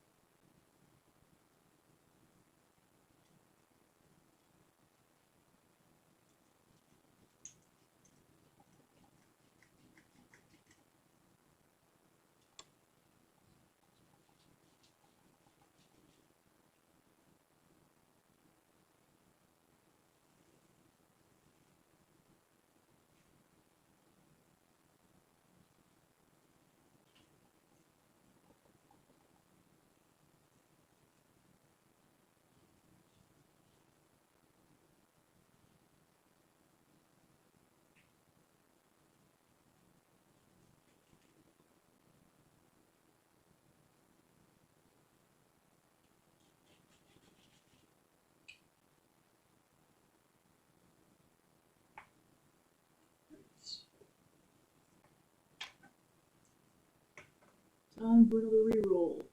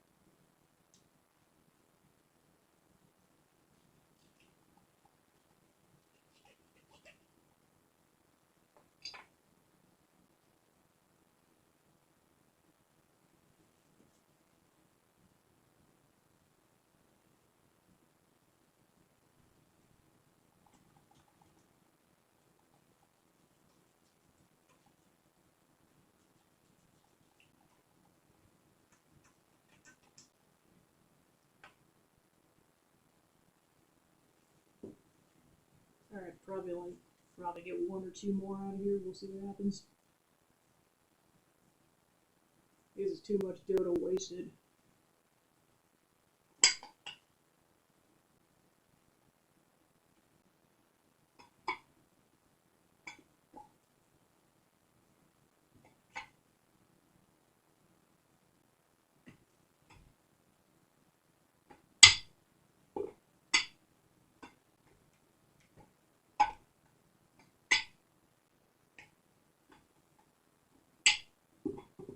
Alright.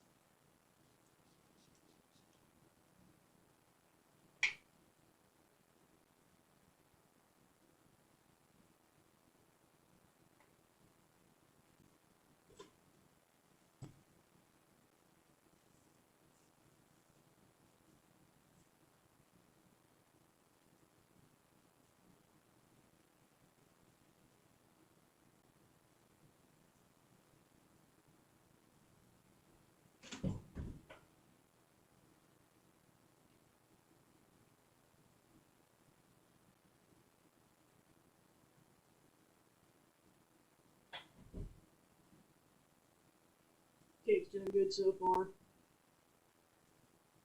I think for the timer it needs about 7 more minutes.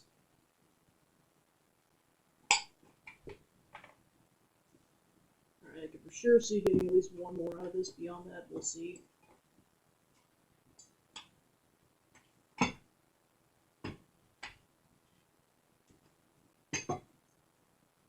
I'm almost gonna have to stretch this thing so that it goes that long. Perfect. Nope. Alright, cool.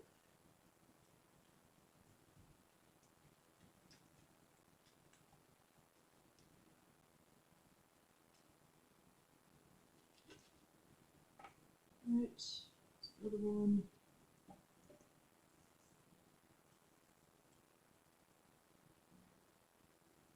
And then usually what I do with the remaining dough, if I can't get enough, I actually make a proper beignet, so I actually make a pillow. Just to use it up.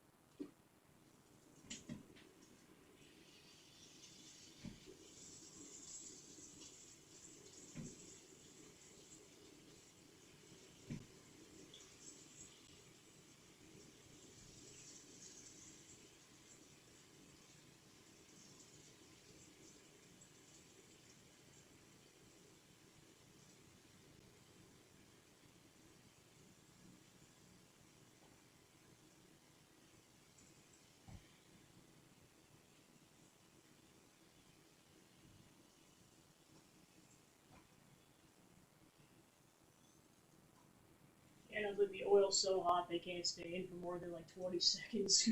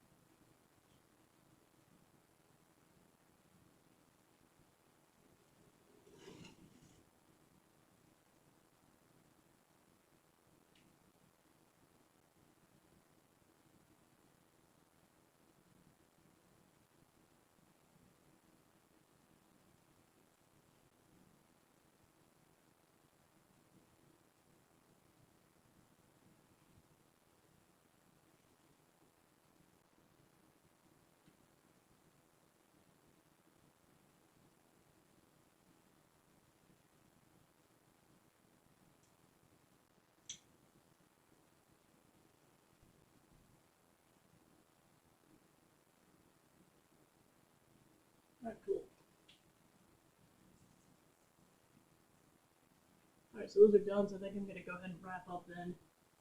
Just going to go ahead and do a bunch of cleanup and go from there, so yeah, I hope everyone had a good Mardi Gras, and thanks for tuning into the stream. It was a lot of fun, and I'll be back with more Persona 5 tomorrow, so that'll be the plan.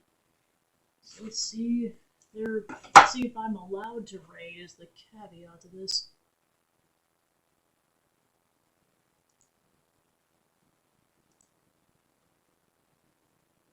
Heck yeah, we're raiding the Jeppy Man.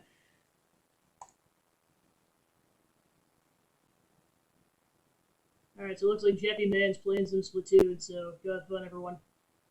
Have a good night. Bye.